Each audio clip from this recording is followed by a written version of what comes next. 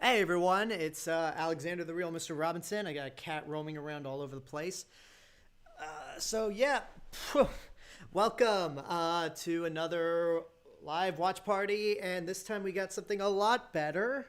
Um, if you missed out on Thor: The Dark World, then well, for my own personal selfish reasons, I'm sorry you missed out. But on the other hand, you missed out on the most forgettable MCU movie. And I like, every time I watch this movie, it's not terrible. It's just so bland and mediocre. I keep forgetting about it.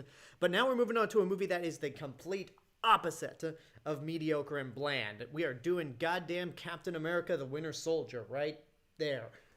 Right here. This awesome movie.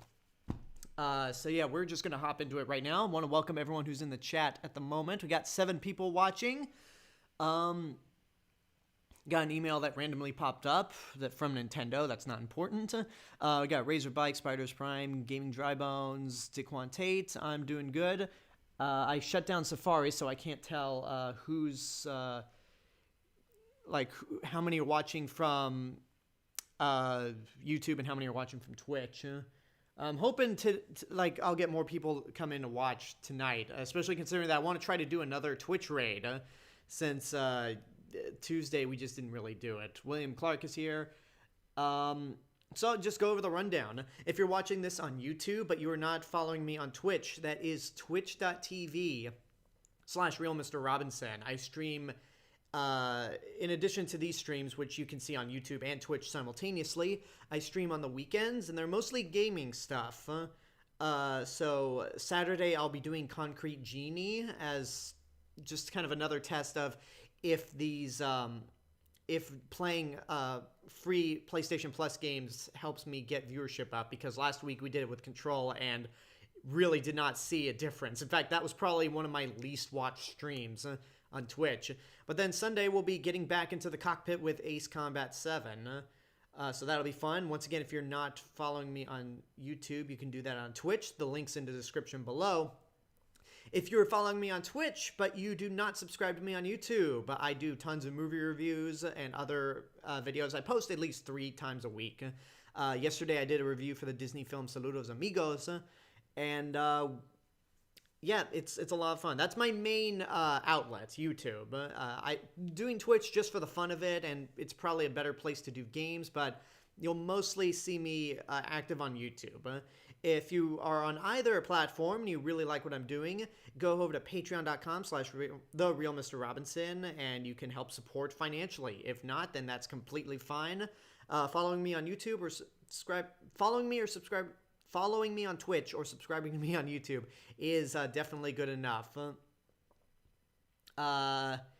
Gaming Drybone says, love the movie and glad it was directed by the Russo brothers.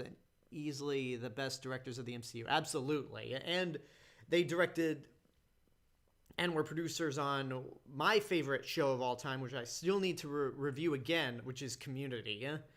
Spiders, but we haven't even gotten to the movie yet, and Spiders Prime's already quoting it. Hold on one second. Before we get into the movie, I need to grab my Switch if I'm going to continuously check the YouTube stream without opening up Safari. Then we'll hop into the movie.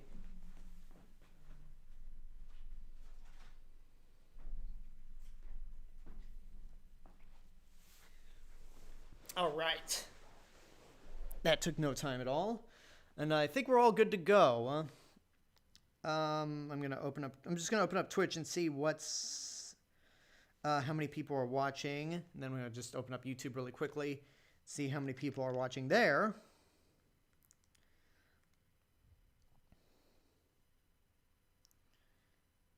One person watching on Twitch. Boo. And how many we got on YouTube? 6. All right, that's fine. Hopefully the viewership will pick up. Anyway, yeah, I would really appreciate if you have YouTube, but you do not have a Twitch account, you create one and then go over to twitch.tv and follow me there, because I want to try to get my Twitch account growing, and really it hasn't been growing since last Tuesday with the Avengers watch party. a little bit disappointing, but oh well. Anyway, we're just going to start the movie. No more moaning. We're going to get into something great. I'm going to push the play button right now.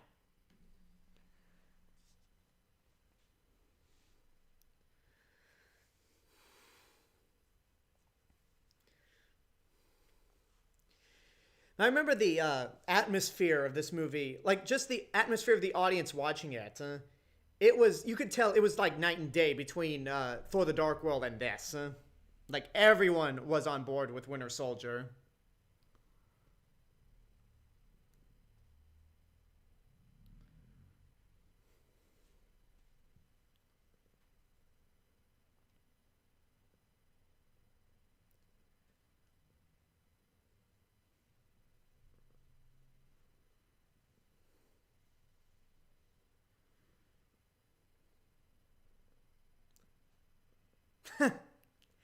Remember that callback?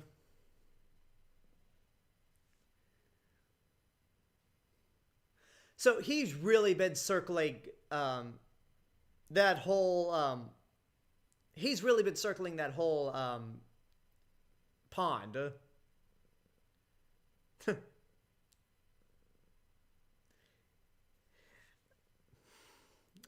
I want to make it. Everyone wants to make the DC joke, the joke of how I was say, everyone makes the DC the joke about how Marvel is Steve Rogers and DC is Sam Wilson. How Marvel just keeps passing DC in terms of movies. Razorback says, "I think your Twitch link is broken in the description, or it may just be me." It could be you because I know like that's my default. Like that's the link there is part of the upload defaults that I have. I'm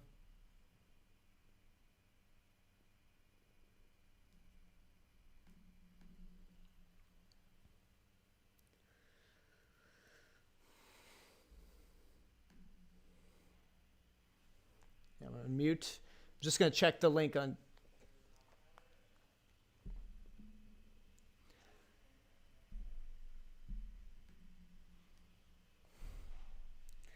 I know that's a long shot, but the line "no polio's good." Oh, it is broken. Huh. That's weird.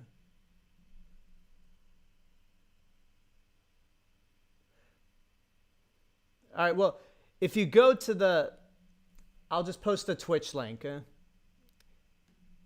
then you could just, I'll just post the Twitch link in the chat.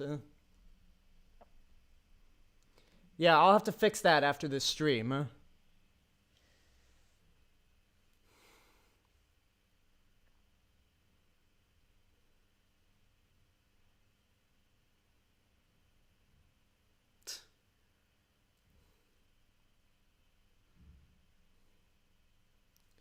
Yeah, automatically this movie has a better captivating opening than Thor: The Dark World did, and now we're already in action.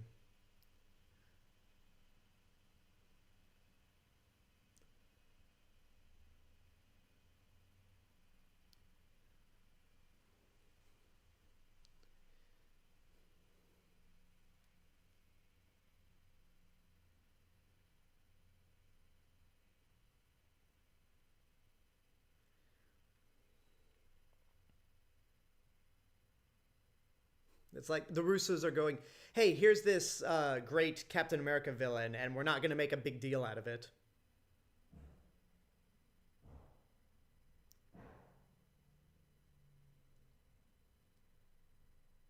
And last we saw Jasper Sitwell was in in Agents of Shield. He had a conversation with Coulson. I think that's what happened. I haven't seen Agents of Shield in a long time, but yeah, he had a conversation with Coulson after Coulson found out how he came back to life, and then he was off to the Lemurian Star.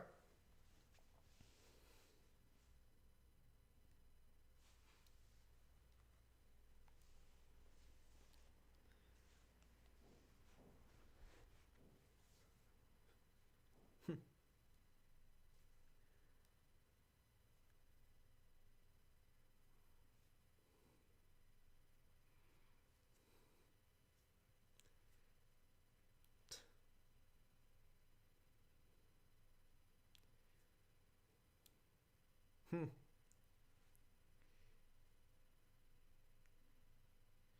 Yeah,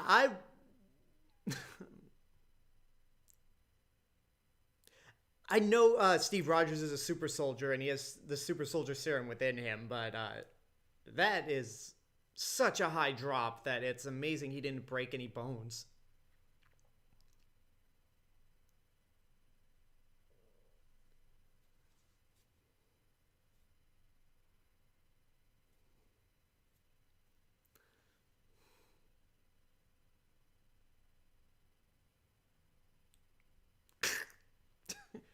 No, no neck broken. That would only happen if Superman got a hold of his neck. Okay, that dude's probably dead.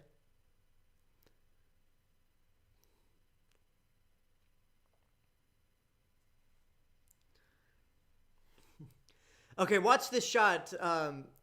Like, see right there. Uh, there's that part of the ship that's out of view, and Steve Rogers just comes out of that part a little too quickly. If that makes any sense.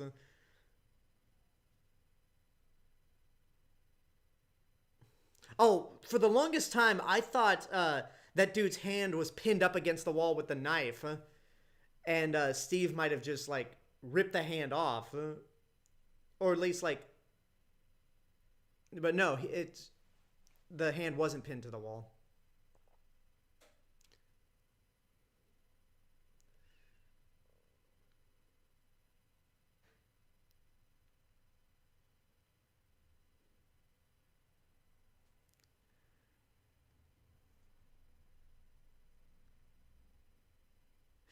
King Raiko, welcome.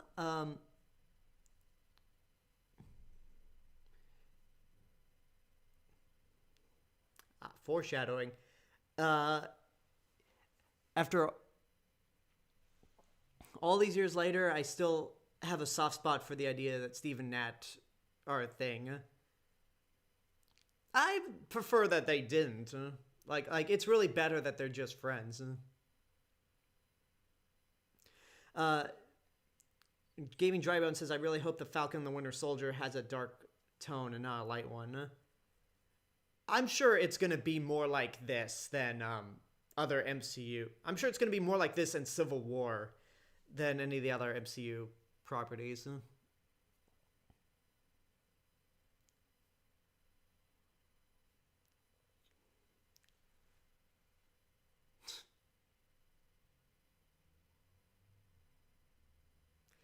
Who else did? King, Jordy Underground says, "If Falcon is the new Cap, is he Captain Falcon?" uh, I guess. Oh yeah, that's with the Falcon and the Winter Soldier comes out the same week. Um, no, literally the day after Zack Snyder's Justice League, which I'm just gonna take a wild guess that Falcon and Winter Soldier is gonna be better. Just a just a thought, no bias at all whatsoever.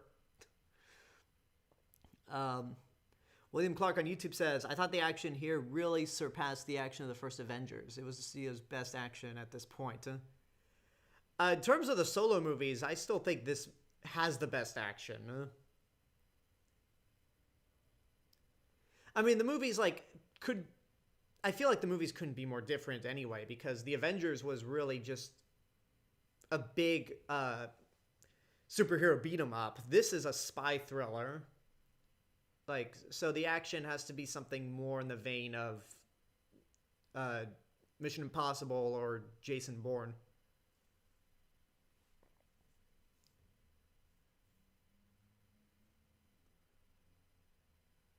Yeah, this is a great. This really is a great opening action scene.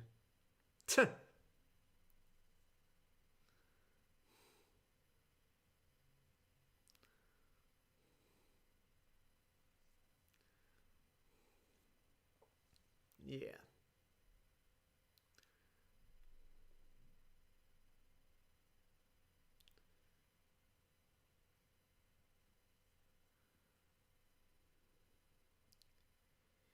Razorback says, "Man, I'm not looking forward to Age of Ultron now. Why not?"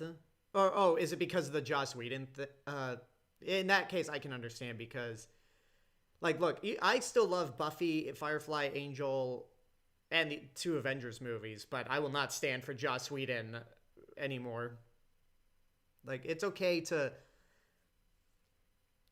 okay to like the stuff that he made before all this came out, but yeah, like nowadays, that dude got decapitated. Nowadays, yeah, you can't. No, I can't stand for Joss Whedon, but I'm looking forward to Age of Ultron because of what WandaVision's giving us. So it'll be interesting to go back to that movie with the first appearance of Wanda and the Vision and see if what we saw in Age of Ultron, or we saw in WandaVision, will enhance Age of Ultron.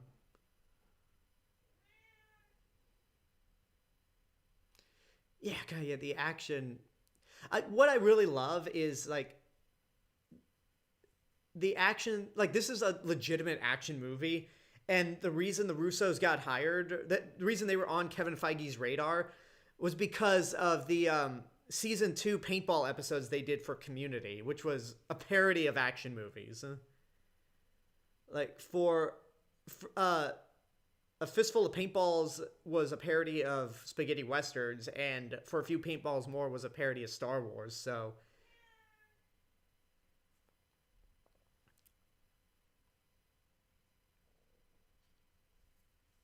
So I it's funny how Community got them this gig, and they ended up being the headliners for the entire franchise going forward, or at least for their most important movies.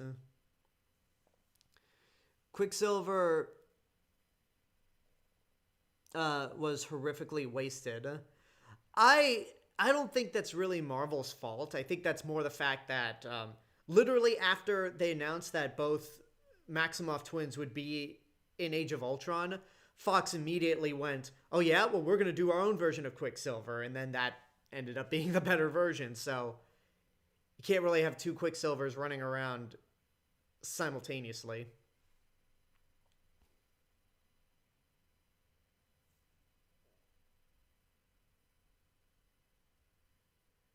Oh, you think so?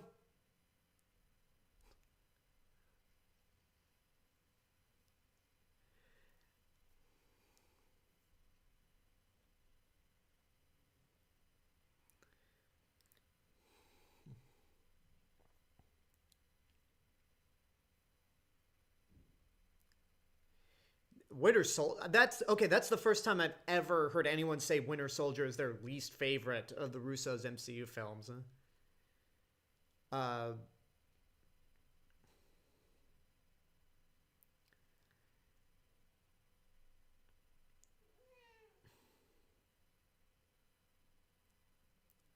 yeah, I would say. I mean, I like all the MCU movies. I mean, the worst I think is just okay. The worst film I think is just okay, and that's Thor 2. I would say the most overrated. Uh, I've only seen it once, but Spider-Man: Far From Home. Like, we'll see what happens when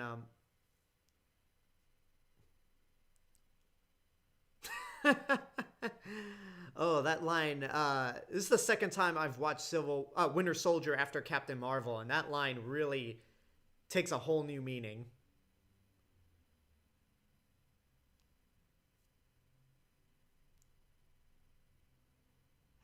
I wouldn't that line. It's called compartmentalization. Nobody knows all the secrets because nobody knows them all, or however that line goes. I wonder if that's Kevin Feige's philosophy to how so many people to how they're able to keep so many secrets from actors or the general public when it comes to these movies.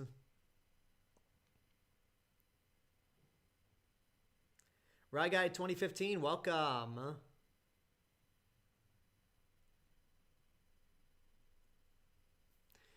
Yeah, this movie still has the best action in the franchise.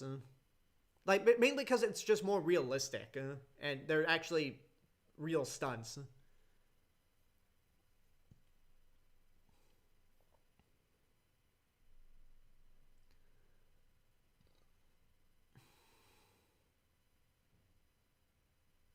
What's in the bag?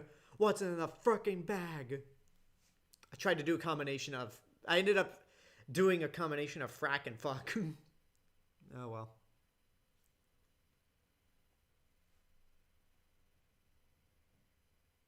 Yeah, Age of Ultron is the weakest of the big team up movies in the MCU.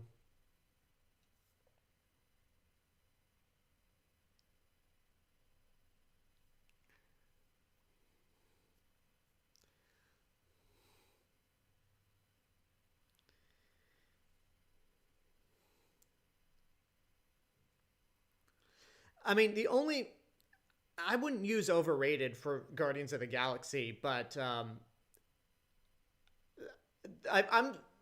in comparison of the two MCU movies that came out in 2014. This is the much better one. I always thought from the beginning Winter Soldier was better than Guardians of the Galaxy. I think Volume Two is better, which we'll be doing Guardians of the Galaxy Volume Two next week, since technically Volume One and Two take place within the same year.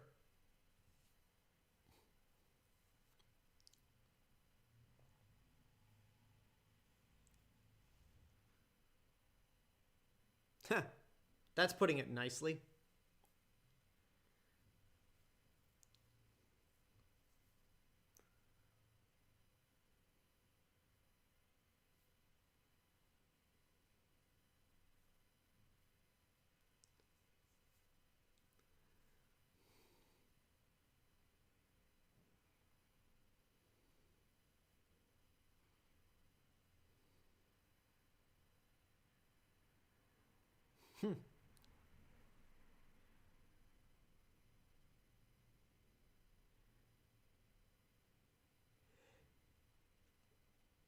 See,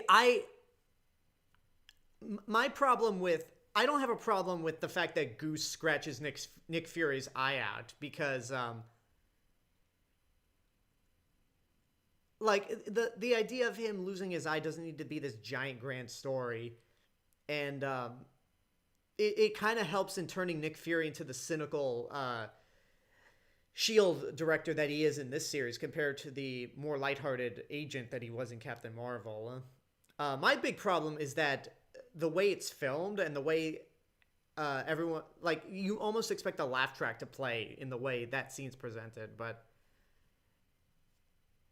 I don't know. I like how the MCU is willing to poke fun at itself at times.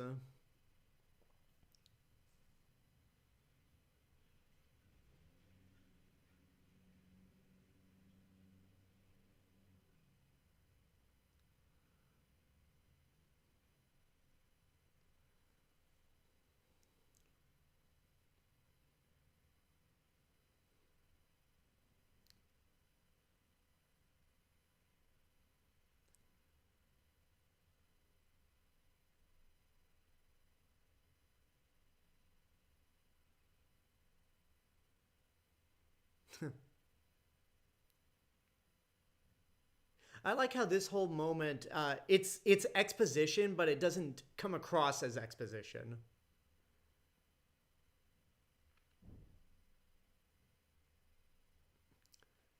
Like, it's very clever screenwriting,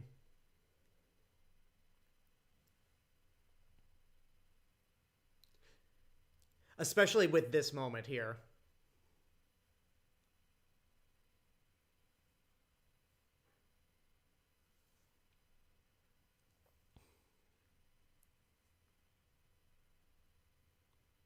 Yeah, it's like Gaming Dry Bones says, what I love about this movie is that it feels like Black Widow has as much as Cap. I can't. I'm trying to read it correctly.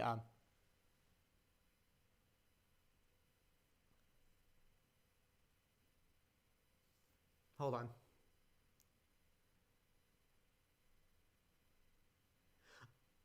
Okay, question. given what we know about what happens at the end of Endgame, and given that there are no pictures of her husband there, at least I didn't see any. Uh, do do you think that Steve Rogers just how do I put it nicely? Cock blocked Peggy's husband before she met him, or do you think that Steve Rogers was always Peggy's husband, and that there's an old Steve Rogers living amongst everyone right now?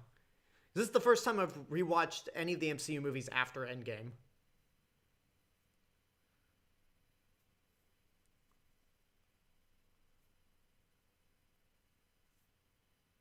Oh, Turner Jenkins asks, "What do you guys think is the best part about this movie?" Oh, I could tell you what the best part of this movie is, but not yet. You'll know it when it comes.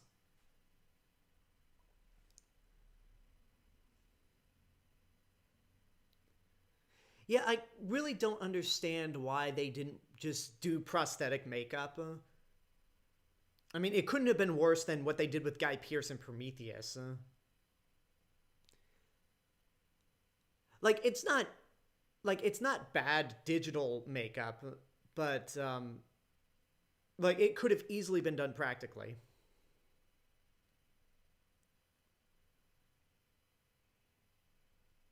And this part, like knowing that she has Alzheimer's, is so sad.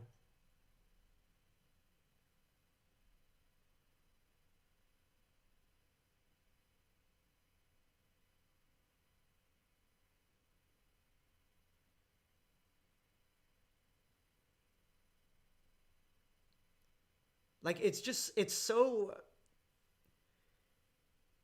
fucking sad. This sequence right here.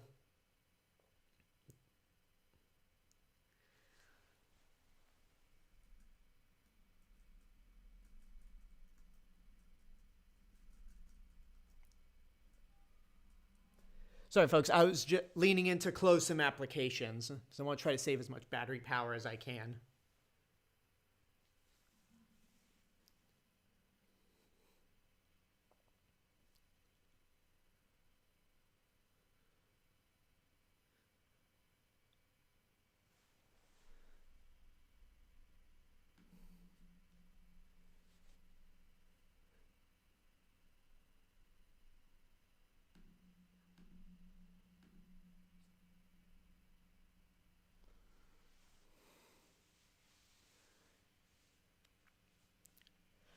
Oh, the Captain America trilogy. Even though Steve Rogers would have a story arc spanning through the Avengers as well, um, it's hands down the best trilogy in the MCU as of now, and definitely the best comic book movie trilogy out there. Because the Spider-Man, Raimi Spider-Man movies, the first two are good, even though I think the second one's really overrated. And three, I don't hate, but and honestly, I don't think it's a step down in terms of quality from the others. It's just a mess. And, uh, and then for the Dark Knight trilogy, uh, the first two are great, and the third one sucks. The first X-Men trilogy, the first two are good. Last Stand sucks. And I'm hesitant to call the prequel reboot era a trilogy because Dark Phoenix exists. And I haven't seen the Blade movies, so I can't comment on those.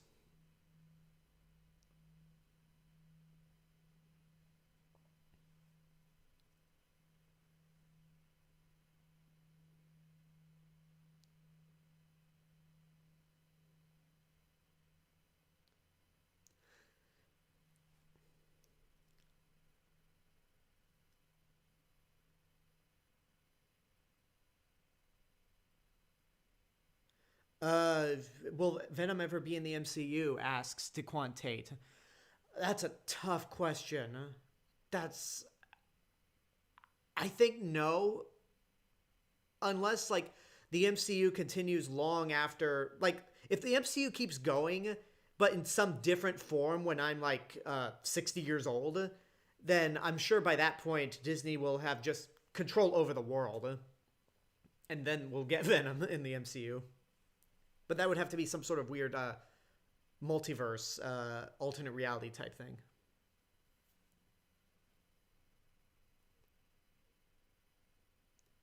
Oh, what I love is about this moment with Sam Wilson being basically being in charge of a support group is that this is exactly the thing that Steve Rogers does in Endgame.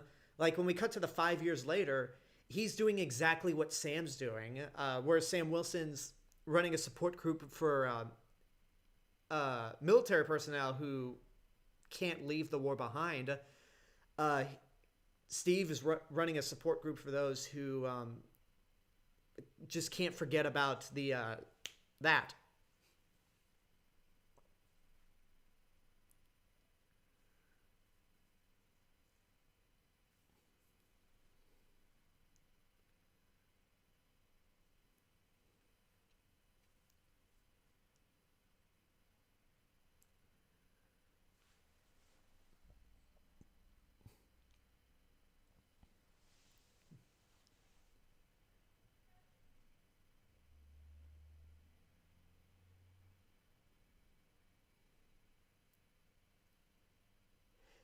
It's like here's the thing that bugs me about people saying that, like being mad at Steve Rogers going back to the 40s. Like at the end of the day, he is a man at a time, and right there he's like, I don't know what to do if I ever stop this. Since they started doing time travel in Endgame, it's like he found his way. Like he found exactly what he wanted to do, and once he decided to hang up the shield and pass it over to Sam, it's like I'm gonna go back in time and spend the rest of my life with the woman that I love. So, like, it makes perfect sense why Steve Rogers would go back in time and spend it with Peggy.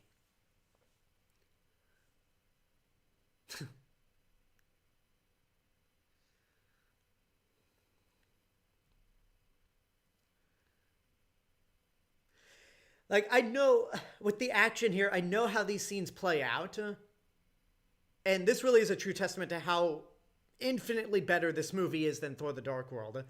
Uh, I know how the action scenes play out, but they still leave me on the edge of my seat.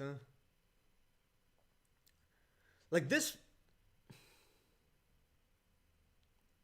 like I know people love Fury Road, but this is the most intense car chase that I've seen in the last decade.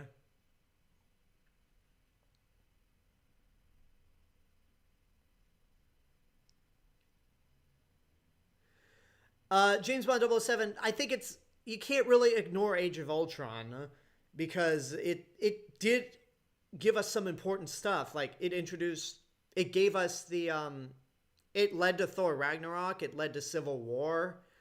It introduced two of the most powerful Avengers, Vision and Wanda Maximoff.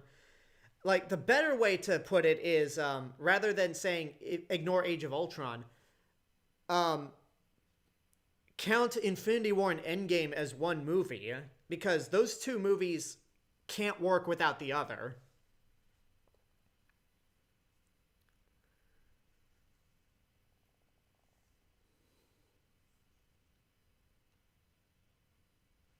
Man, Nick Fury is all about defund the police.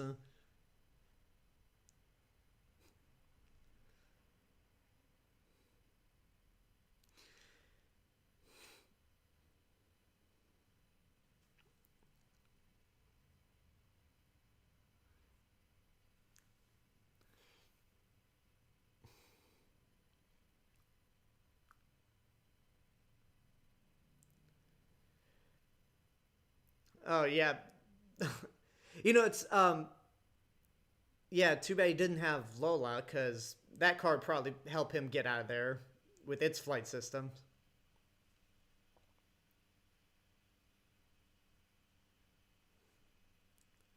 That was rhetorical, motherfucker.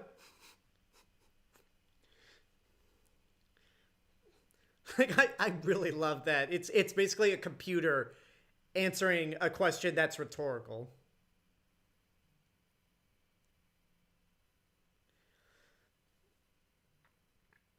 Yeah, Fury like really takes a beating. And it's funny how like considering that at this point Samuel L. Jackson was I would say he was in his late 60s when this movie came out because he's now in his early 70s. Um you'd think that like oh, he's probably like too old to be doing like to Sam Jackson's probably too old for Nick Fury to be in some of these intense action scenes.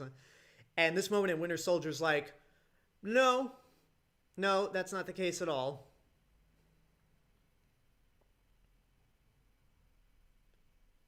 Bump.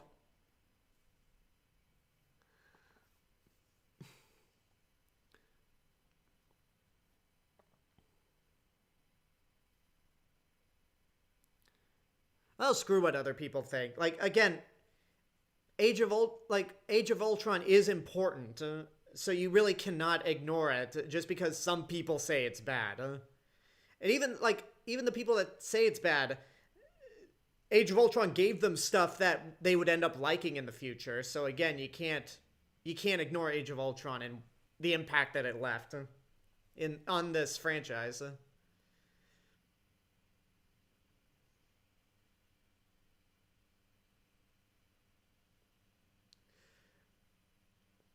Yeah, the MCU has yet to deliver. Have has yet to have any of its characters drop the f bomb. Um, yeah, like that truck running into those cop cars, you feel the impact. Um, I mean, Disney allowed Thor to decapitate Thanos, and they allowed Shuri to flip her brother off like that. So I don't think. So I think one f bomb is fine, and plus you can say one f bomb in a PG-13 movie, maybe two. I think I've seen some PG-13 movies where you can say fuck twice. I also love how during this whole action scene, um, like the Winter Soldier doesn't come up until the very end.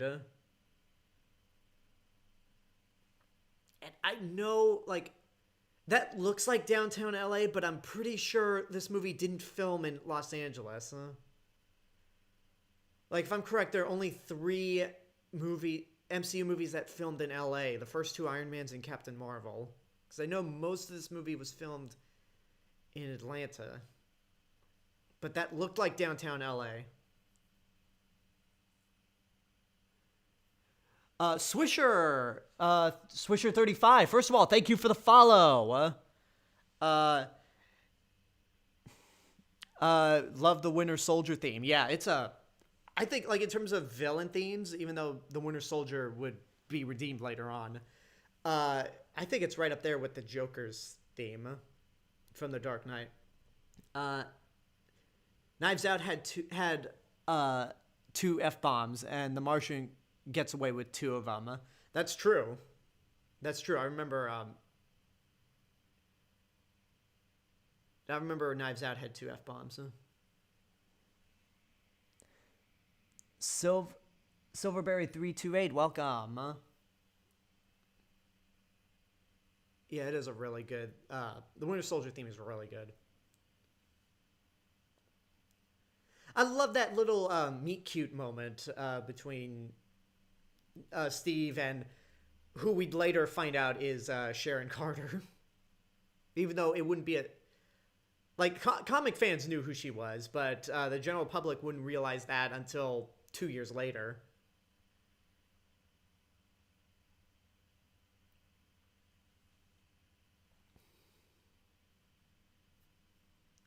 God, I'm so excited to see Sharon Carter in Falcon and Winter Soldier.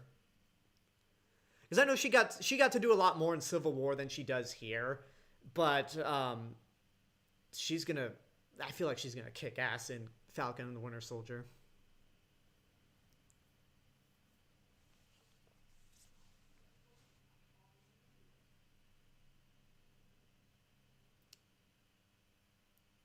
I also love how this song in the background, it's been a long, long time, basically closes out the entire Infinity Saga. Like, I know Spider-Man Far From Home is part of the Infinity Saga technically, but I look at that as more of an epilogue. Because really, Endgame is the true ending, and I love how this song in the background just ends it.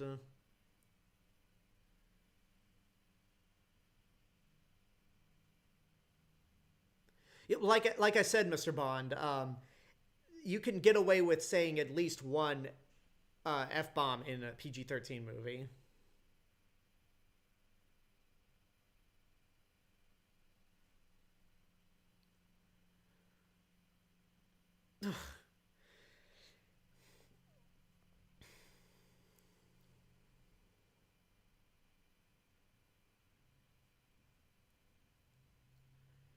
Remember Sharon's advertisement exposure when this film was first released?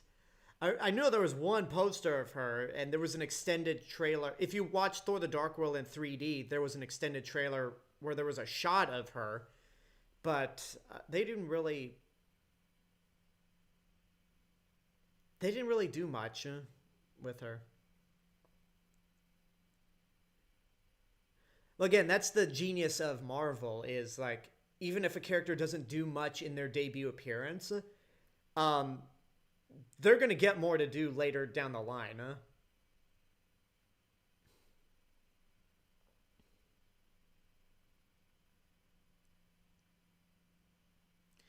Yeah, Steve Rogers is not really in the mood to care about collateral damage because he's busting through doors, crashing through windows, ramming into walls.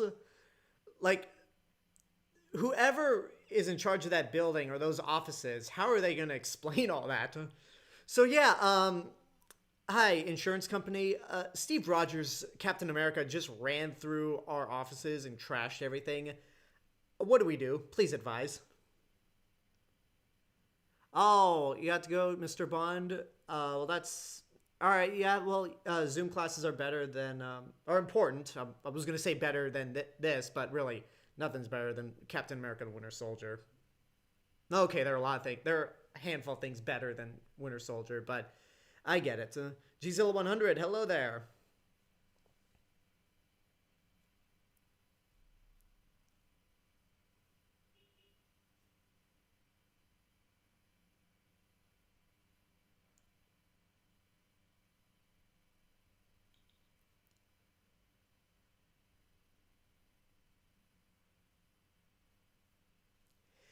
Okay, see, two movies prior to that, or three if you count the Avengers and Agents of Shield, which I know the MCU's disregarded the Netflix shows, but I think it's safe to again, I have not seen Agents of. I haven't watched seasons, everything in Agents of Shield past the first episode of season three. But um, yeah, like for three movies in a row with the Avengers, Iron Man 3, and Thor: The Dark World, they have killed characters, um, and then immediately brought them back. Iron Man 3 and Thor: The Dark World, those being complete fake out deaths, and for the Avengers, we really thought Coulson was dead up until Agents of Shield. And I know at this point I should be catching on to what Marvel was doing with this trend, but there like because this movie's so engaging and puts you on the edge of your seat, I really for a second thought Nick Fury was a goner.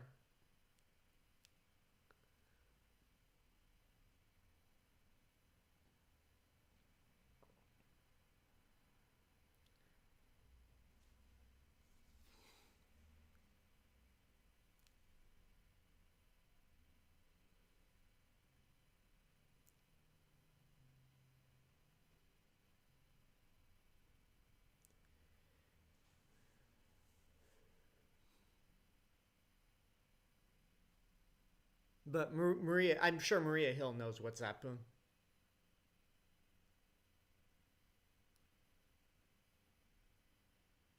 even though it clearly looks like she's not. Actually, I can't tell if like either Maria Hill is faking it while Steve and Nat are in the room, or she really isn't on it.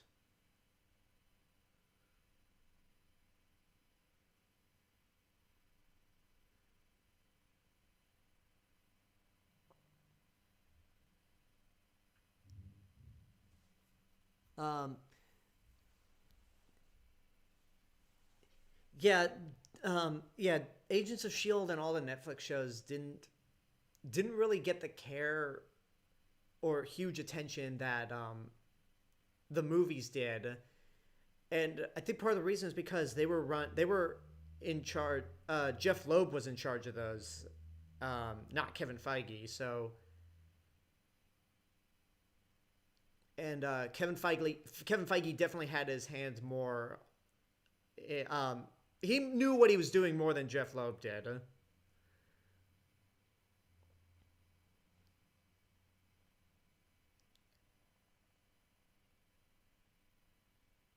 Neighbor. GZ100 says tomorrow going to watch one of the best films ever made 2001: A Space Odyssey. Space 2001's boring.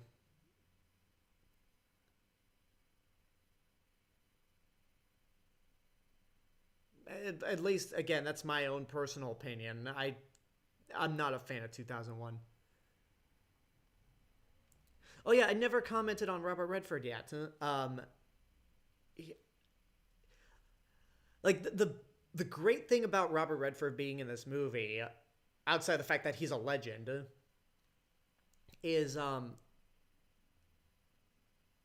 this is the first, like, he was never um you will Razorbike will throw a Fiat at me. Oh, I think you meant to say fit. Fiat, like you're gonna throw a giant car at me. Never mind. But anyway, as I was saying with Robert Redford, the reason he's in this movie is mainly because of all those '70s like political thrillers that he did, like All the President's Men. Um, and the reason he's in the role that he is because Robert Redford's never played a villain. So when you see Robert Redford, you wouldn't even suspect for a second that he was the bad guy.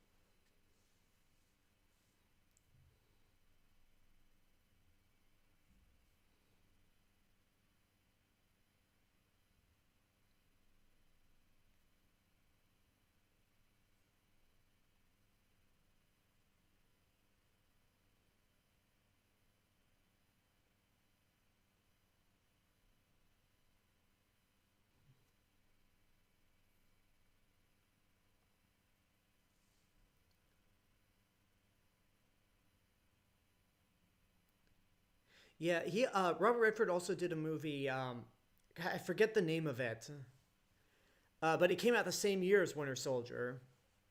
Uh, Basically, it was just him on a boat, and he didn't have any dialogue at all.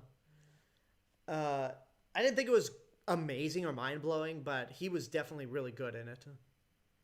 Have I seen Clash of the Titans from 1981? I have seen parts of it. I have not seen the whole thing. I've seen the remake though, and the remake is terrible.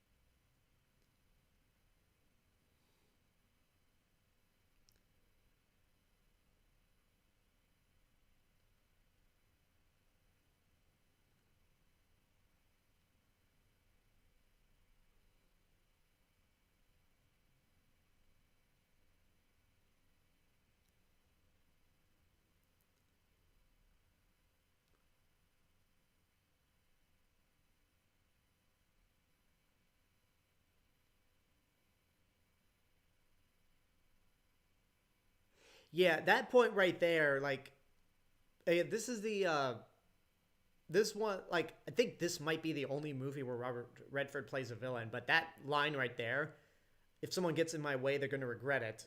Anyone. That's the point where you're a little suspicious. Okay, y'all asked what my favorite scene in the movie is. We're at it right now, and I told you you'll know it when you'll see it. This scene is just so. I love it so much. And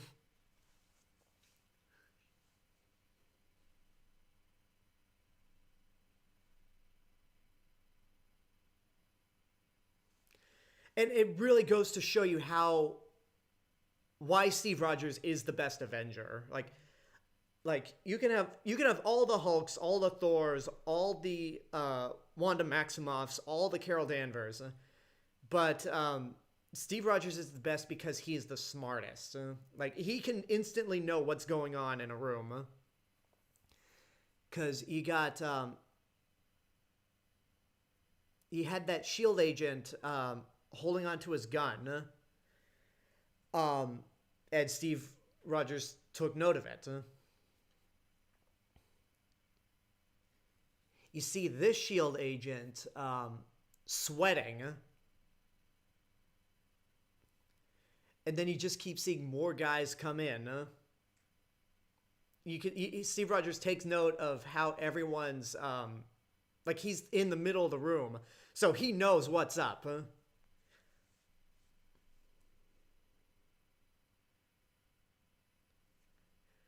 Did I know there was going to be a King Kong versus Godzilla sequel to the original? Yes, I did.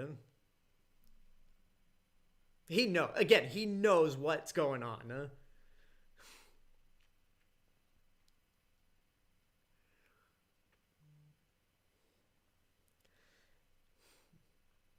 And even though, like,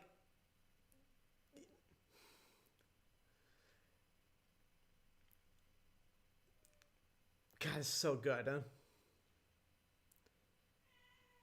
Again, he's got one. He doesn't have a shield. He's got one arm magnetized to the wall, and he's still kicking everyone's ass. Oh yeah, Jasper Sitwell, that little snake. Ooh, that was a bone break, a brutal one at that. God.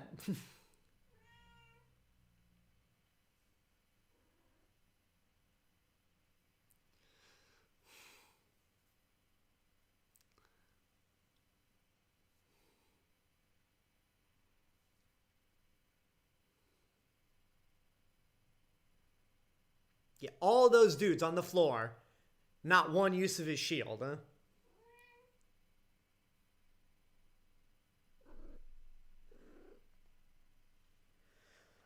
Huh? Okay, William Clark says, looking back, yeah, 2014 was a really good year. This, Guardians of the Galaxy, Nightcrawler, um, Days of Future Past, uh, the most violent year. What movie was that? I don't remember what that is. Lego Movie, Whiplash, Boyhood, um, Godzilla, Birdman. There was a lot of really good movies that year, and honestly, not a whole lot of terrible movies in 2014.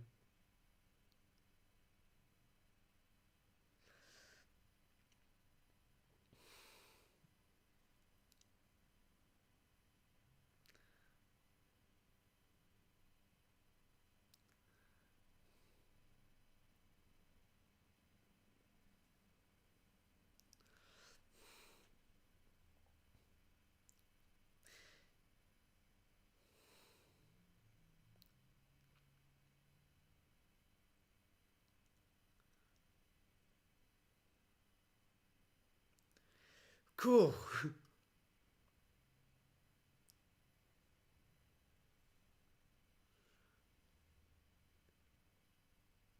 Yeah, not sure how the physics work on that throw the shield, but whatever.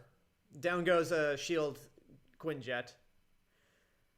Minus TMNT 2014. Well, again, there wasn't a whole lot of there weren't a whole lot of terrible movies in 2014. I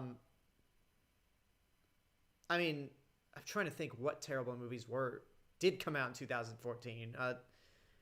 I didn't think Teenage Mutant Ninja Turtles was terrible. Transformers 4 was obviously the worst that came out that year. Amazing Spider-Man 2 was awful. I don't care what anyone says. I don't care how many people try to make that movie underrated. It's not. It's awful. The most violent year was that film. Oh, with Oscar Isaac and Jessica Chastain. Yeah, I saw it, and I honestly really didn't like it. Yeah, Age of Extinction was the worst movie that came out in 2014. Oh,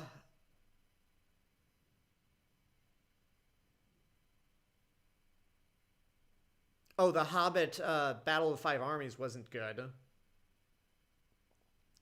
But again, there weren't a whole lot of, like, god-awful movies.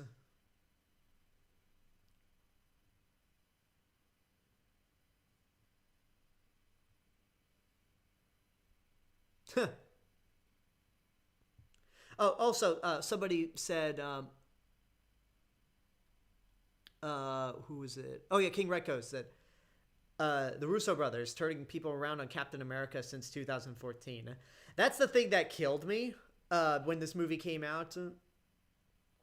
Was people were like, "Wow, Captain America's awesome," and I'm like, "Yeah, dingus, I could have told you that." Like, did you miss First Avenger? Did you miss the Avengers? He was always cool. Favorite Kubrick film? Doctor Strangelove.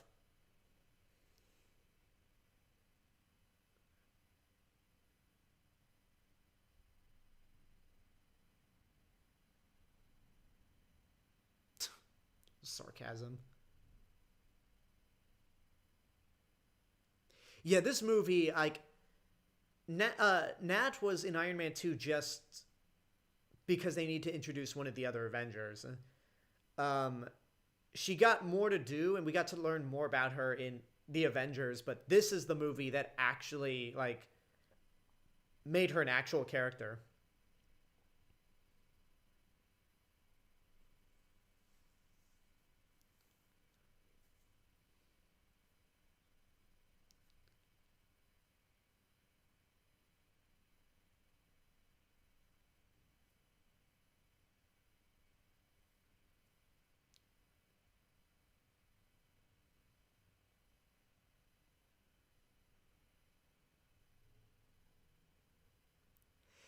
Man, between activating Project Insight and ordering a nuke on New York City, it's almost like the World Security Council is terrible at their job.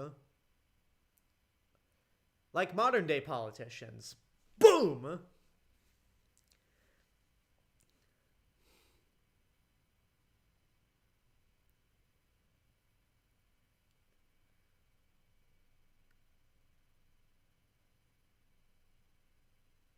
Y'all better hurry up.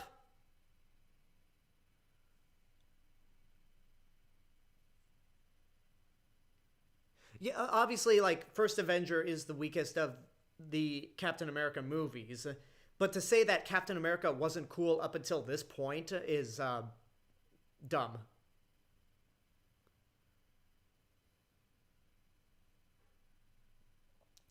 I like the first half of. I love the first half of Full Metal Jacket. The second half, not so much.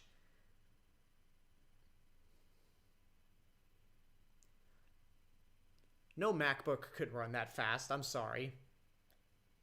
Says the man who is streaming from his MacBook Pro.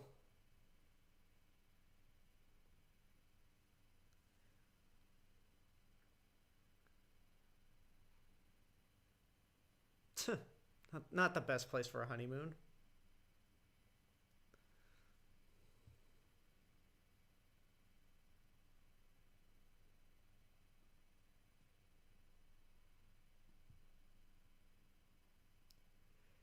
That's not too far off from an actual Apple Store employee.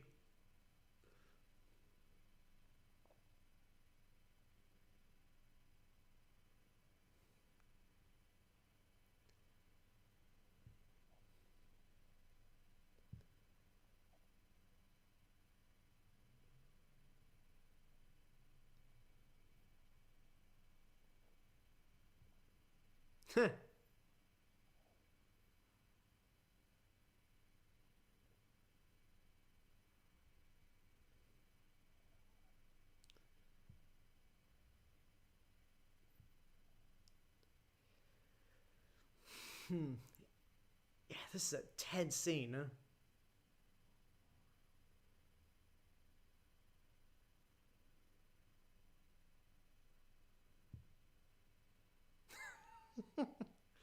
I love that line.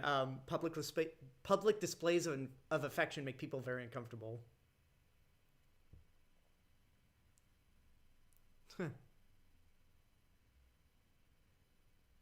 There are no mountains in the East Coast. I'm sorry.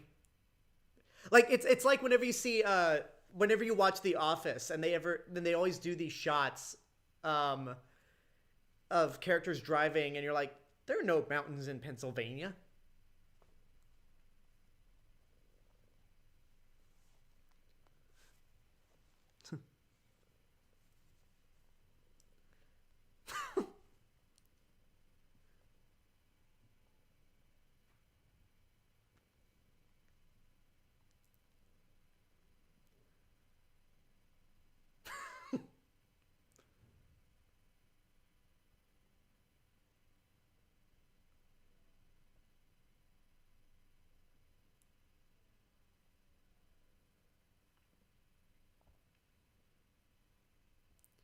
Also, there was that line. When did Captain America learn how to steal a car? Um, Again, I wonder if that's a jab at the 1990 movie.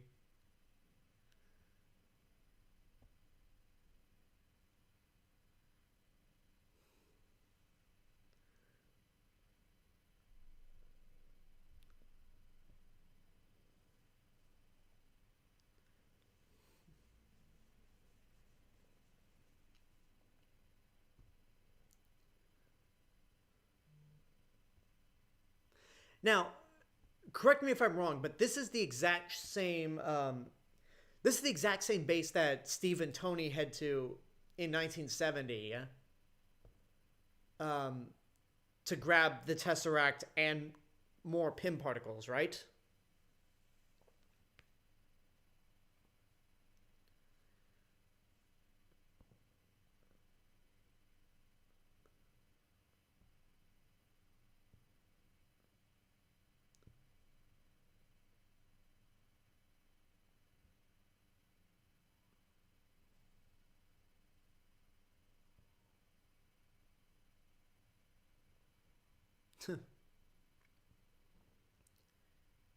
It's okay, kid. You're gonna be the smartest one of those bunch.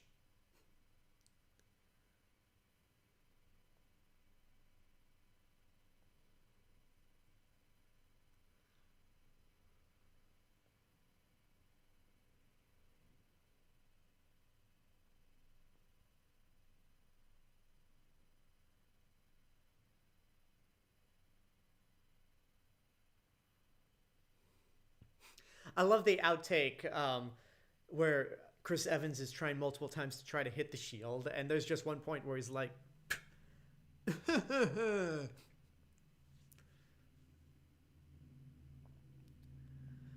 William Clark on YouTube says, when we got to Endgame, I immediately thought of this scene where Steve and Nat are talking in the car.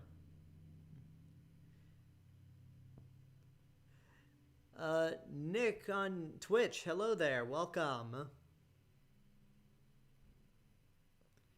For those of you who are in the YouTube chat, you can't see this person, but it's Nick Sheets on Twitch.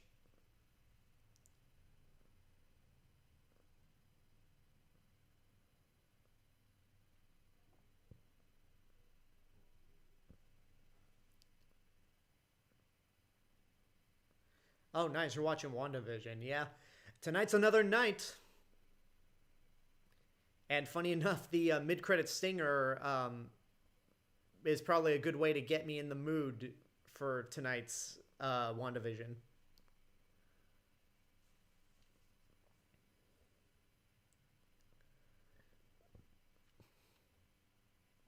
Oh, you gotta love superhero technology, or at least comic book technology.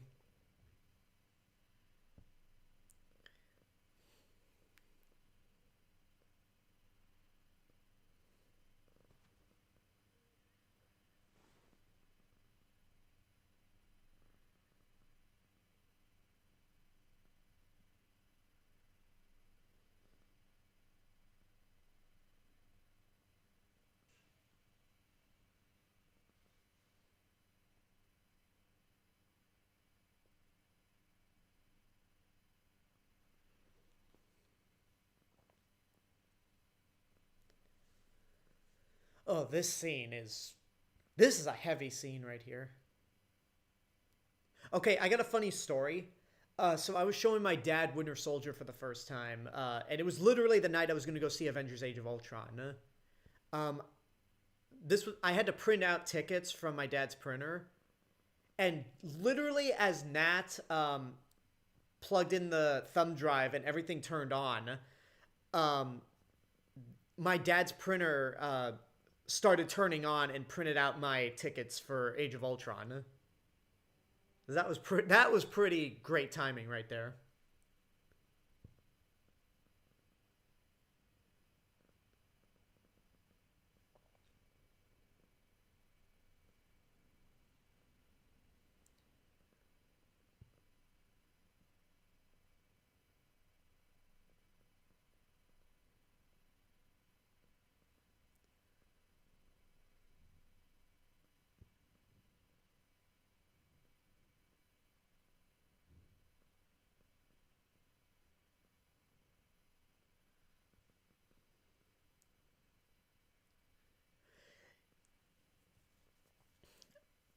Oh yeah, this scene, it's like, yeah, we're gonna take this character that was just merely Red Skull's sidekick, and we're gonna make him terrifying.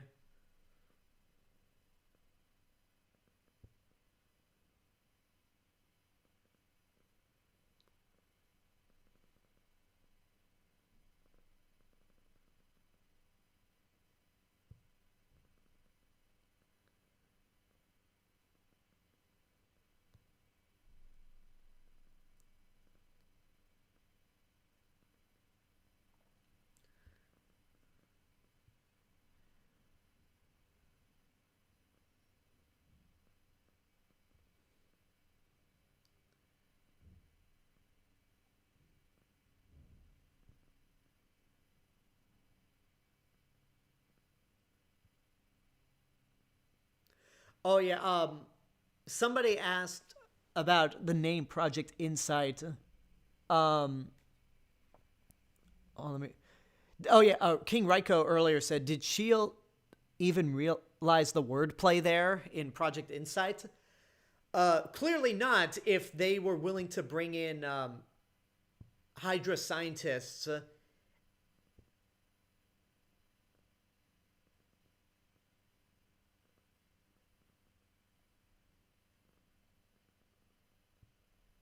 Exactly. Like Shield was unaware that Hydra was growing underneath their nose, so of course they wouldn't realize the wordplay for Project Insight.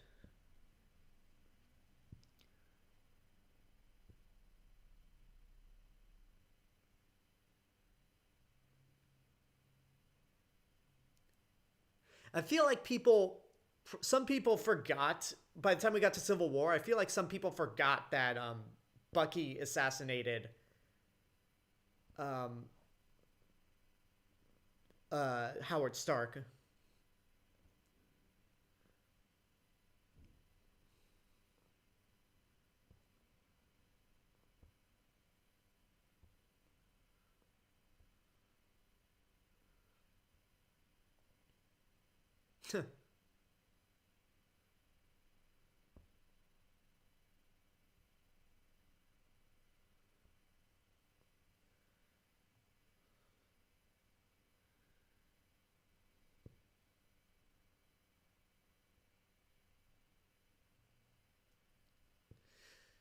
Ooh.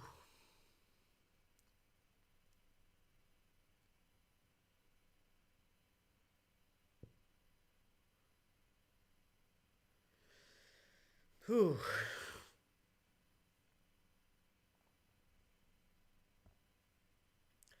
Yeah, King Ryko summed it best about the Bucky Howard Stark assassination. It was a quick but substantial moment that paid off in the next film.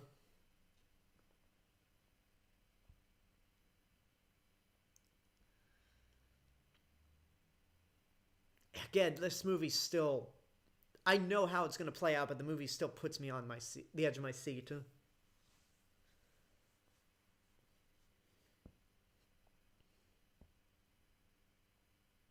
And really, like, this is a movie that both 2014 was such a great year for the MCU because even though the Avengers proved that, yeah, this is a shared universe, Winter Soldier really showed that this was more connected than ever before, especially with Agents of S.H.I.E.L.D. And now we're finally seeing that that connection be further realized with the Disney Plus series. And then Guardians of the Galaxy show. Well, both these movies, Winter Soldier and Guardians of the Galaxy, both prove that the MCU can survive without Iron Man.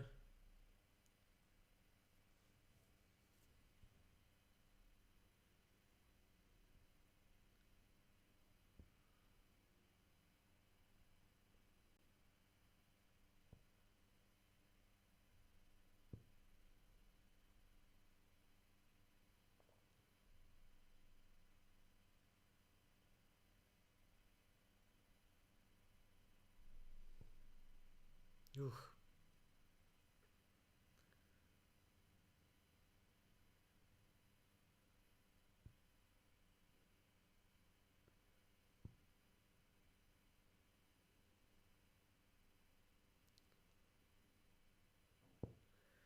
Oh, this scene.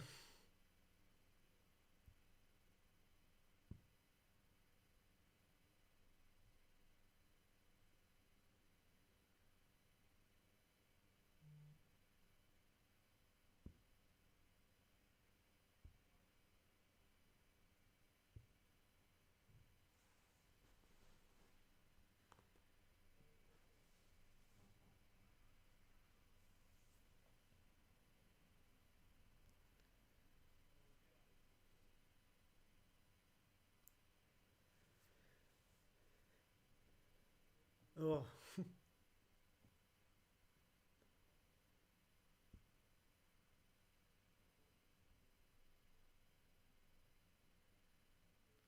Like, I feel like that might be a little too far in terms of showing how much of a villain Alexander Pierce is.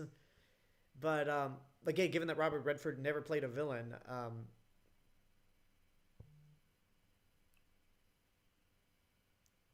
I don't know. Like shooting the maid, I felt like may have been too far.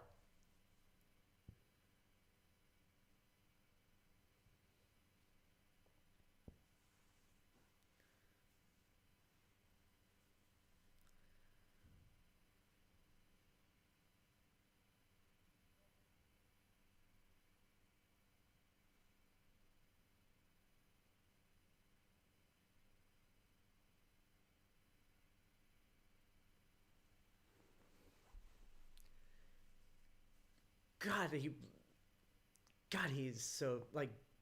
Look at those arms.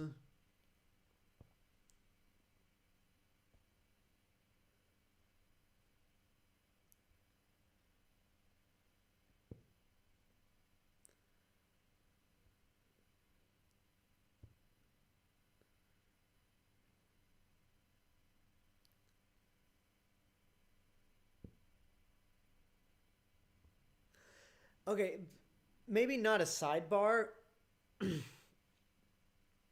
um,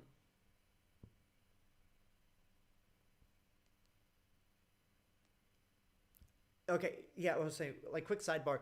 One of the reasons why I wasn't really interested in seeing a Black Widow solo movie is because I felt like um, we got to really know her as a character through these through her supporting roles in the movies. So, what could a solo movie actually provide us? I'm still looking forward to it, but I'm just not as excited for Black Widow as I am with for some of the other Phase 4 stuff. Has Cap know where Sam lives? Um, I don't know. Does it matter?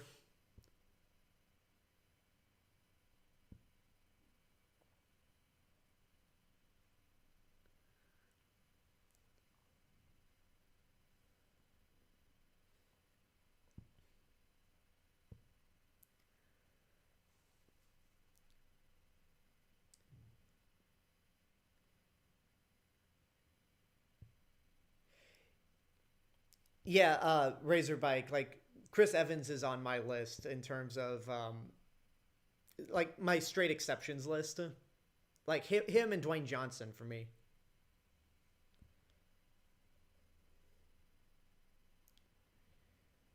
What movie crossover would you like to see? Uh, I don't know.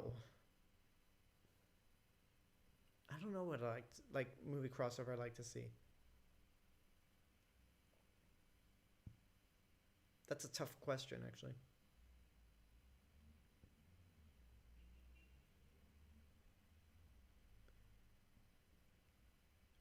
Nice.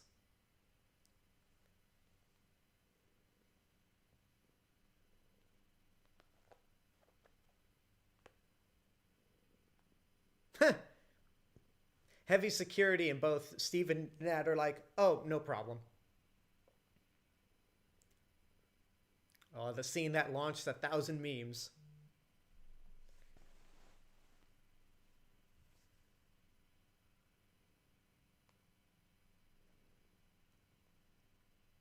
Oh, just as scummy as other senators.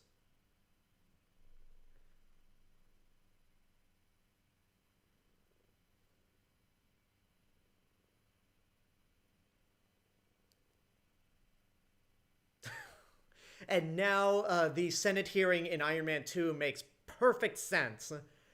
Uh, why he wants Tony Stark to turn over his suits. Razorback says Henry Cavill's another one for me. Yeah, Henry Cavill's a good looking guy.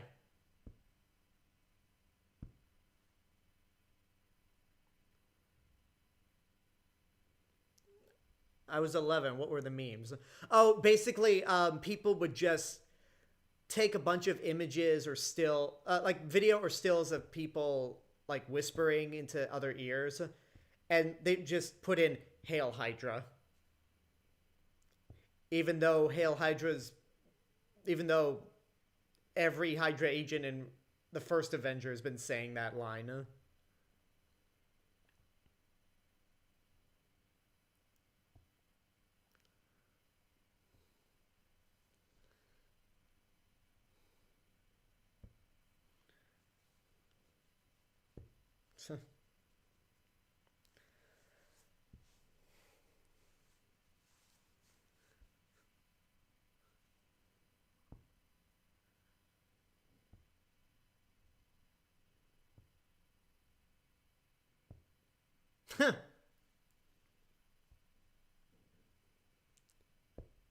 Love, she kicks Sitwell off the side of a building and then immediately goes back to trying to uh, hook up Steve with someone.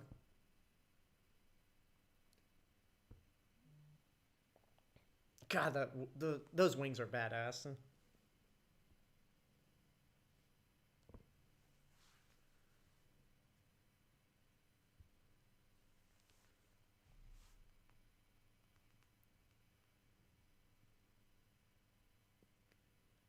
Ah, name call. Name call to Doctor Strange.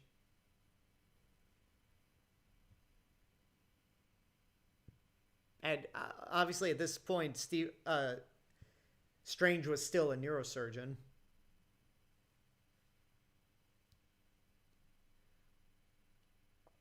Like, could you imagine? Like, I was listening to Junk Food Cinema's Winter Soldier episode, Um, and Cargill talks. See, Robert Cargill talks about how he lost his shit at the Stephen Strange name drop, and he saw the movie at a point where he had no idea he would actually be co-writing the Doctor Strange movie. So that would be cool.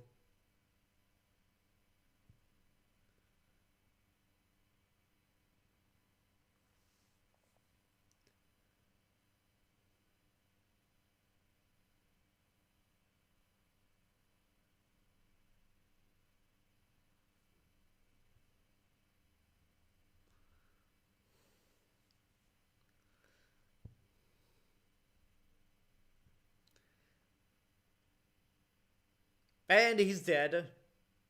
Like really, like he was dead in a way where it's like, oh shit.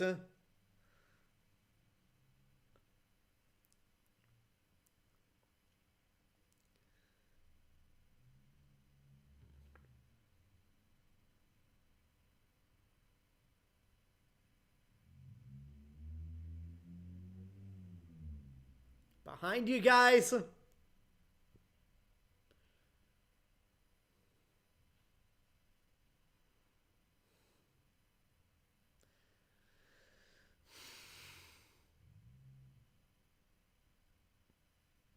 And there goes the wheel.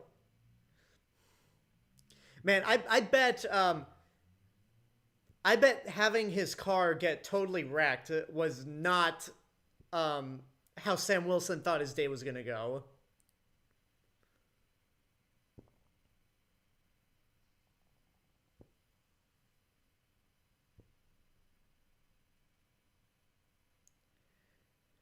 We're not quite at that point yet, Razorback. We still got a bit of a ways to go. Ah, like like you could just imagine the goofy scream being inserted into that shot where Steve Rogers goes flying.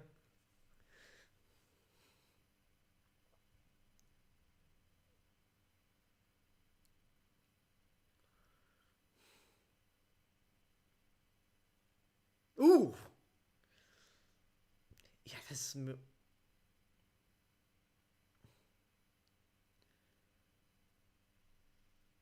God, the action is just so. Ooh, it's so good. And the score is great as well. Which shocked me so much. Like, there was like a trend of, oh, the MCU movies don't have any good scores. I'm like, uh, are you kidding me right now?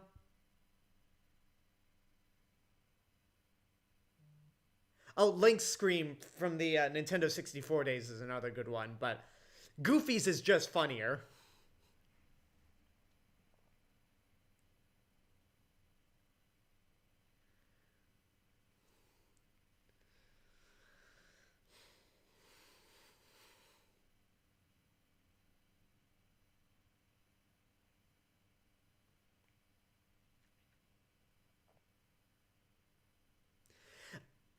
Okay, I last year I think I may have pointed this out, made a joke about this, but when people were bitching about wearing masks during a pandemic, because like either it would the main reason was because people it was um it was suppressing their rights, which is such bullshit. Um, but other people thought it just didn't look cool. I'm like, uh, the Winter Soldier people, like, you wear a mask um, with confidence, you could look like the Winter Soldier.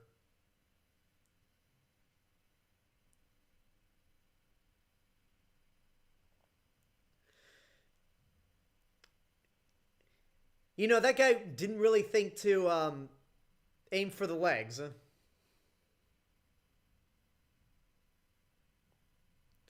Like, I really do think Joe Johnston did a great job with the first Avenger. But I think that, like, the time setting of that movie worked perfectly well because it was in the 40s. And considering Joe Johnston's work in on The Rocketeer and Raiders of the Lost Ark, it Razorbyte on YouTube said it perfectly. You're suppressing my rights, but I'm gonna leave it at that. So it was a good idea for the sequel where he's in the modern day to get a new set of eyes. But I'm glad that they kept the same screenwriters. I hope I get the names right. I have the Blu-ray right here, so I can just look it up. Kaboom! Because I want to make sure I pair the first names and last names correct. Christopher Marcus and Stephen McFeely. I'm glad they stayed on for this movie.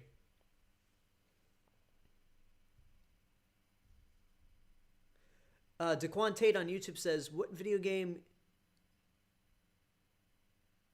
you don't want to see be made into a movie? Or do want to see made into a movie?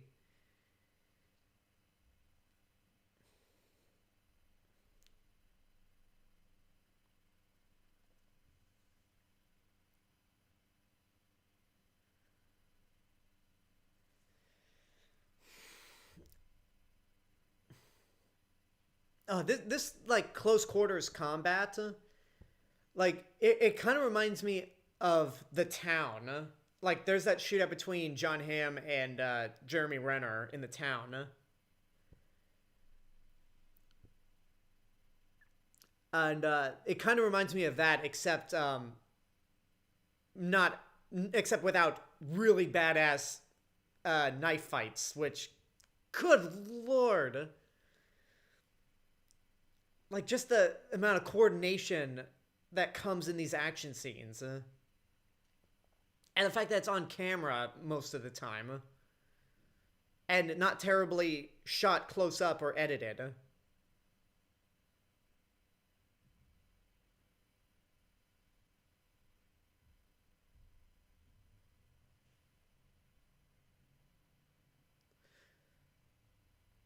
And again, the notion of what Howard Stark said. Well, Hydra's not going to attack you with a pocket knife. Clearly, they do use pocket knives, Howard.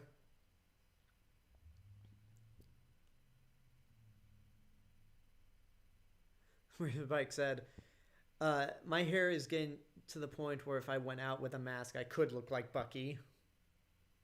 Speaking of Bucky...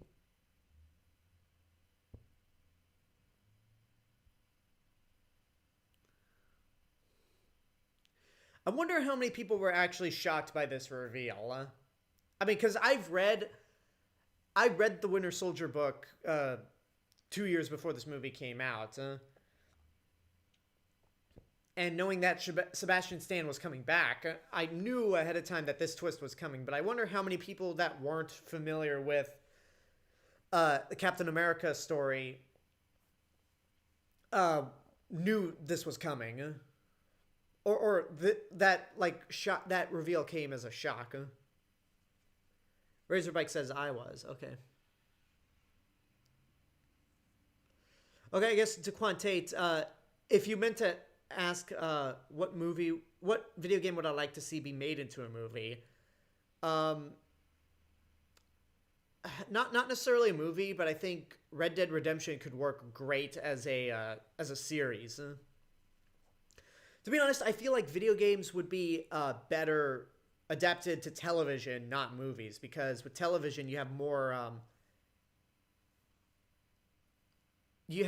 time to tell the story rather than a movie.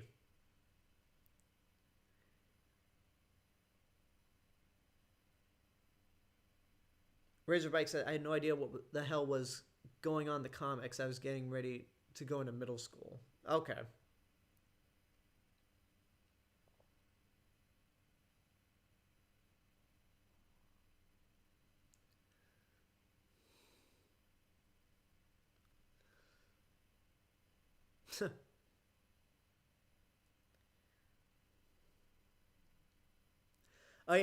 That moment where Maria Hill was basically saves them got a huge reaction from the audience.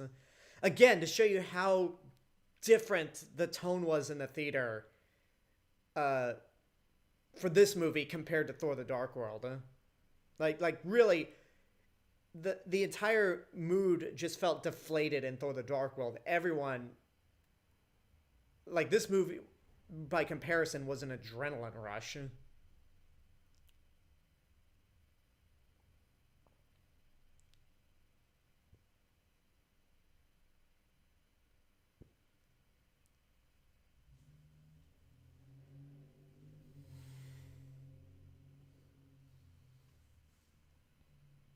Hi, Joe Russo.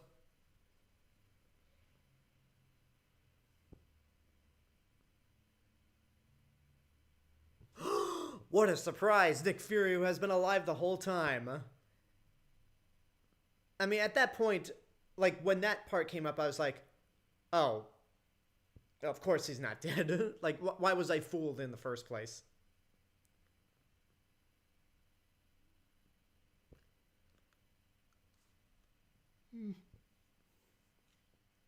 Which is why I really appreciate that in Guardians of the Galaxy, uh, like, they didn't do the fake out. Like, the closest they had was Gamora, but she didn't really, like, die, and she wasn't, like, we weren't tricked into thinking she actually was killed. Um, and then in Age of Ultron, they just flat out killed Quicksilver. And not many people felt like, really, if there's anyone to feel sorry for with Pietro's death, it would be Wanda. Again, another Empire Strikes Back reference with the arm being chopped off.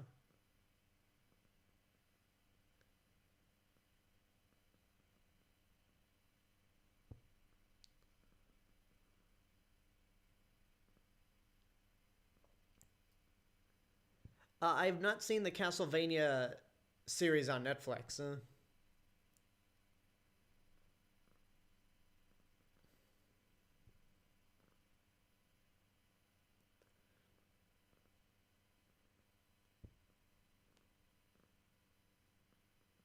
Yeah, I really feel like Alexander Pierce is, and again, like people saying that Marvel had no good villains in the MCU besides Loki. I just, again, I sit here and go, so you're really gonna say that and not acknowledge Alexander Pierce?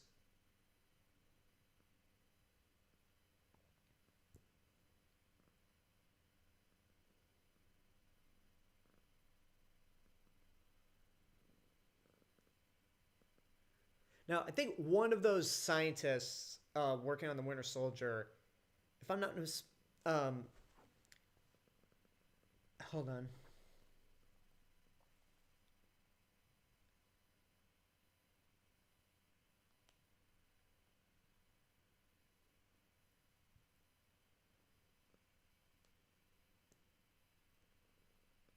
Hang on, folks.